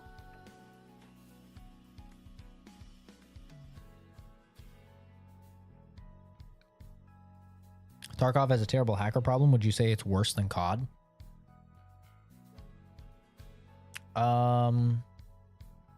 I think it's perceived as worse than COD, for sure. For sure. Is it actually worse than COD? I couldn't tell you. I think there's definitely way more money in it. Because Tarkov, obviously, like, it's people's full-time jobs to cheat in Tarkov. And I don't think it's like that in Call of Duty. Unless you're a streamer. Got him. But yeah. Because RMT is like such a big deal in Tarkov, real money trading for the in-game items. Like there's a lot of people that make 30, 40K a year. And all they do is they cheat in the game. And then they get a bunch of like valuable stuff and then they sell it to people for real world money. And that's what they do. That's how they make ends meet. And I don't think Call of Duty has stuff like that. Played the Destiny franchise for 10 years, finally put it down, switched to new stuff. Now it's Elden Ring and Remnant. Damn. Damn. 10 years is a long time to put into a game, brother. I've never been, like, devoted to any game like that. I mean, as you can tell from the list of just shit that we've played this stream. And this isn't even everything that we played. Like, there was a lot of indies that I didn't want to yap about. Stuff like Angerfoot. There were a lot of indies that we played this year, actually, that we just, like, didn't even talk about. Oh, yeah, I'm not in Season 3 yet. You guys got way, way past me. Holy shit. You guys supposed to watch it all day. Yeah, I played Destiny 1 a lot. Up until the first expansion. That's when I quit. I really like Dr. Stone. Yeah, Dr. Stone is goated. I've only seen the first season, and it made me cry so much that I haven't watched any more. It made me cry way too much. Just like the scientist character and his relationship with his dad was just way too relatable for me. Yeah, it was tough. I want to watch more of it, but that's like, I've been saving it for if I feel like I gotta cry, you know? It was too emotional. Hacking tools that work against the buyer instead of helping.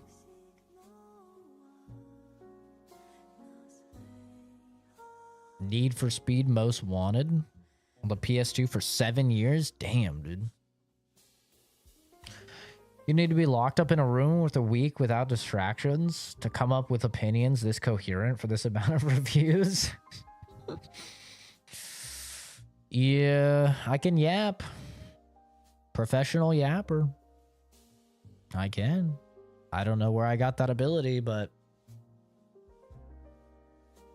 it's it doesn't turn off.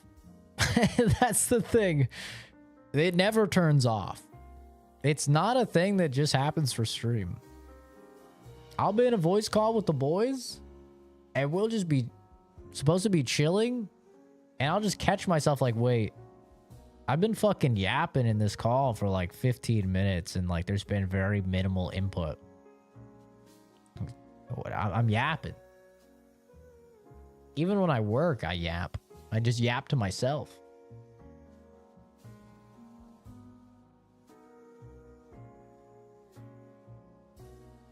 Friend has an 8-day long Holocaust movie playlist. Never in the mood to watch it. Yeah, I wonder why. I wonder why. At what point is he going to go, you know what? I feel like spending the next 8 days of my life watching Holocaust stuff. Yep. You know, life is going too good right now. I feel happy, content. Let's go back to one of the most tragic things in human history for 8 days. Huh? That's crazy. Yeah, I will routinely get in conversations that are 3, 4, 5 plus hours and like not even realize. It actually used to be such a problem on stream because I live with 4 other people. So it used to be such a problem because I would be like, all right, stream, I'll be right back. And then they would be sitting here. Bubbo? Are you good?